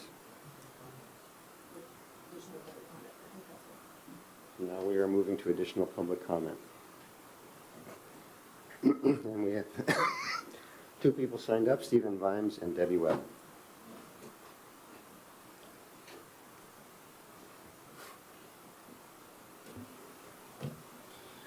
Apologize if I have written this rushed, but what is going on here? Commissioner Troutman just put on the public record that the newest version of this comp plan was rewritten by a shadow commission, one that was not appointed to represent the city and is unwilling to publicly show themselves, and one that is not allowing the current body to discuss the changes that it has made. This is an absolute joke. What was the point of the past 2 years if that's all you needed to do? That's all my comment. Okay, thank you. Debbie Webb then. I just want to say thank you to the commission. I know you've worked really hard, all of you, and you have, thank you very much. And I also want to say thank you to Chair Gansig for not feeling really well. I wanted to get you some cough candies or something, so thank you. Thanks for everyone, too, for all you've done for the city. Thank you. I will close the public comment period. Our planning calendar is next. Our next meeting is March 26th. We'll be talking about middle housing. Yeah. We won't be talking about the comp plan. How's that for a refreshing change? With that, I will adjourn the meeting.